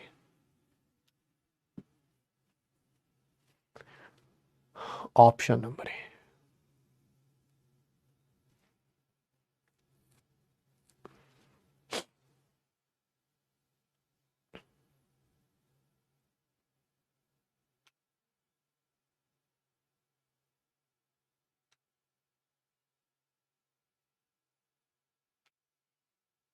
बढ़िया क्वेश्चन है, जेई एडवांस में आया हुआ क्वेश्चन है ये, है ना। मैं फिर रिपीट कर देता हूं, 1 लाख में से 4 माइनस करेंगे तो अप्रोक्सीमेटली 1 लाख ही रहेगा, इसी कारण मैंने उतना ही लिख दिया। वैसे तो 99,996 होगा, बट चलेगा इतना।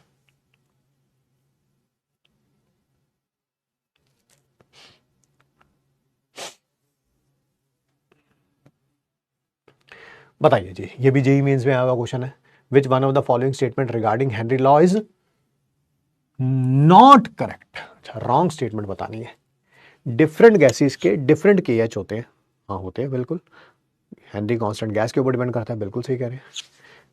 KH की वैल्यू इंक्रीज होती है टेम्परेचर के साथ, yes. And KH is the function of nature of gas, yes. Gas पे भी डिपेंड करता है, टेम्परेचर पे भी डिपेंड करता है, ये भी सही है। पार्शियल प्रेशर गैस का वेपर फेस में is proportional to the mole fraction of gas in the solution. हाँ, पार्शियल प्रेशर इसी के बराबर था, Pn2 is equal to KH का N2। एक मिनट, आराम से आराम से आराम से, हाँ ठीक है, ये भी करेक्ट है। Higher the value of KH, ठीक है, हाइयर इज द सॉल्युबिलिटी, गलत है सर। ये KH जो था वो सॉल्युबिलिटी के क्या था? इनवर्सली प्रोपोर्शनल था सर, इनवर्सली प्रोपोर्शनल, है ना।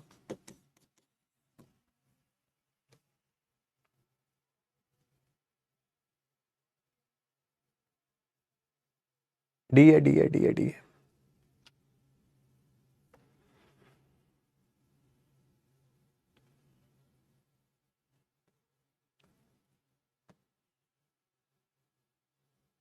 चलिए ये करिए।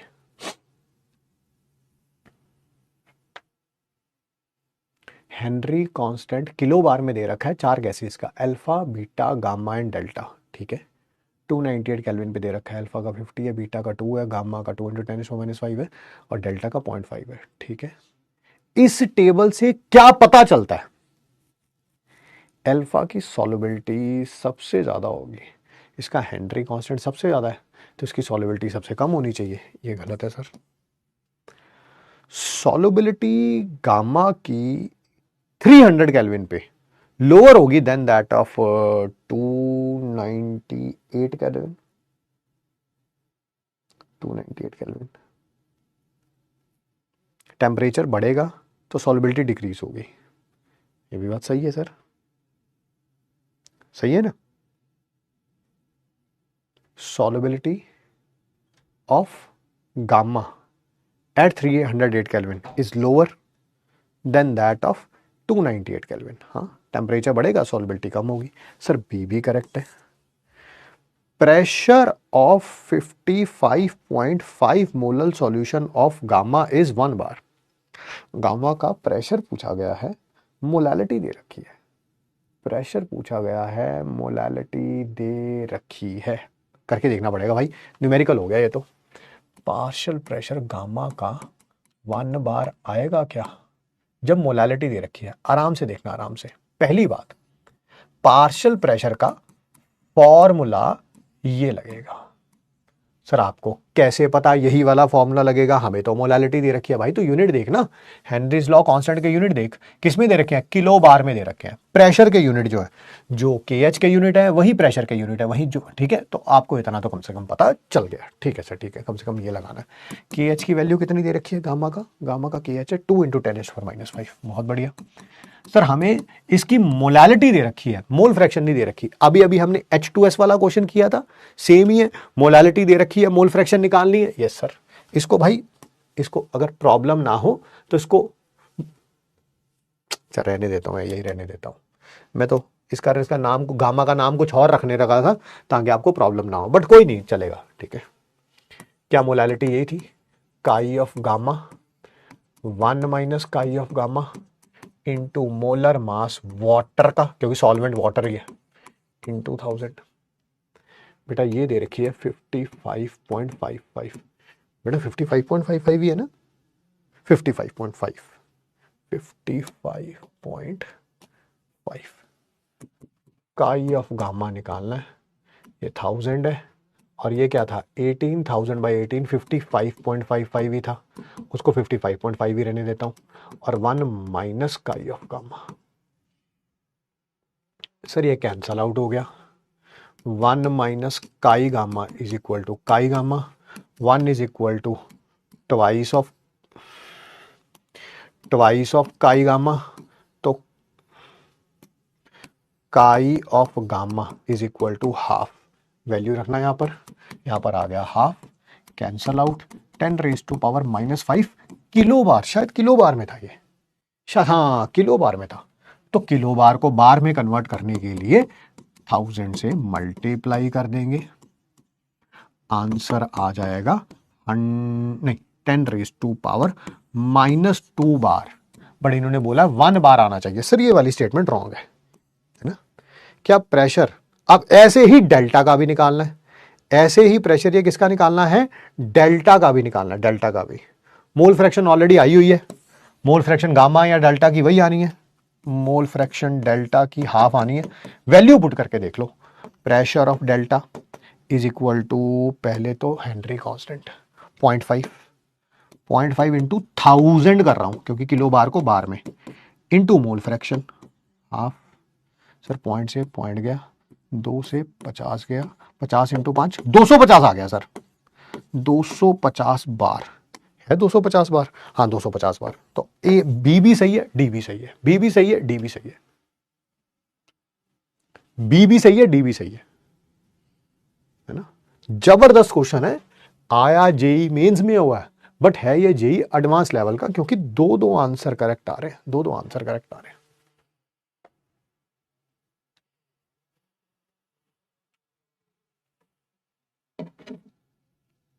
हेलो,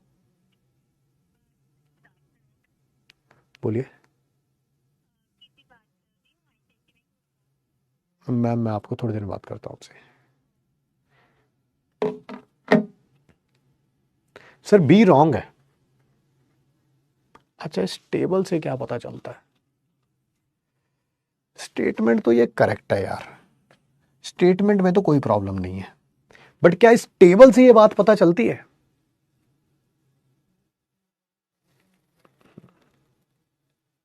सही कह रहे हैं आप, इस टेबल से ये बात, स्टेटमेंट करेक्ट है, ये स्टेटमेंट में कोई प्रॉब्लम नहीं है। सॉल्युबिलिटी कम होगी, टेम्परेचर बढ़ेगा, सॉल्युबिलिटी कम होगी, उसमें कोई प्रॉब्लम नहीं है। बट अगर देखा जाए वो इस टेबल से नहीं दे रखा, क्योंकि इस टेबल में सिर्फ और सिर्फ हेनरी कांस्टेंट दे रखे हैं, टेम्परेचर इंक्रीज करने पर वो नहीं दे रखा, टेम्परेचर इंक्रीज करने पर उसकी वैल्यू नहीं दे रखी है। तो ठीक है, ठीक है, आप कह सकते हैं कि डी ज्यादा करेक्ट है, डी ज्यादा करेक्ट है। आज हमने एमपीक्यू के सॉल्यूशन क्वेश्चन भी दिए हैं, बट ये कुछ एनसीईआरटी एग्जाम्पलर के हैं। पहली दोनों क्लासेस पहले रिवाइज करिएगा और फिर इनको अटेम्प्ट करिएगा। पहली दोनों क्लासेस रिवाइज करिएगा, फिर अटेम्प्ट करिएगा। हाँ, बी कैसे सही है? टेम्परेचर बढ़ता है, सॉल्युबिलिटी कम होती है। क्या बात कर रहे हो? लास्ट क्लास का लास्ट टॉपिक, स्टेटमेंट ही रॉन्ग है। नहीं, बढ़िया क्वेश्चन था। आज हमने वैरायटी ऑफ क्वेश्चंस किए हैं। जनरली टीचर्स हेनरीज लॉ को निग्लेक्ट करते हैं, बहुत कम टाइम में पढ़ाते हैं, 10, 15, 20 मिनट में पढ़ाया, 2-4 क्वेश्चंस कराए और आगे निकल जाते हैं। I am not one of those. Reason आपको पता ही है, पहला ड्रॉप नहीं है, दूसरा नहीं है, तीसरा नहीं है, लास्ट ड्रॉप है ये। This is the last year जब आप ड्रॉप ले रहे हैं। हम कोई छोटी से छोटी चीज भी नहीं छोड़ेंगे, नहीं छोड़ेंगे जो आपके एग्जाम में आ सकती है। ठीक है, वैरायटी ऑफ क्वेश्चंस कराए हैं। एनसीईआरटी के क्वेश्चंस भी थे, नीट के पीवाईक्यू भी थे, जेई मेंस के क्वेश्चन भी थे, जेई एडवांस के क्वेश्चन भी थे। कुछ ऐसा था नहीं जो हमने ना किया हो इसमें। ठीक है, बिल्कुल बिल्कुल बिल्कुल, यस यस यस, ये लास्ट ड्रॉप है भाई। लास्ट टाइम हम लोग जो है ये सारे काम कर रहे हैं। ठीक है, मिलेंगे आपसे नेक्स्ट क्लास में। ठीक है, रिवाइज जरूर करके आइएगा। मिलते हैं आपसे नेक्स्ट क्लास में। Thanks for giving us your time. Thank you बच्चों।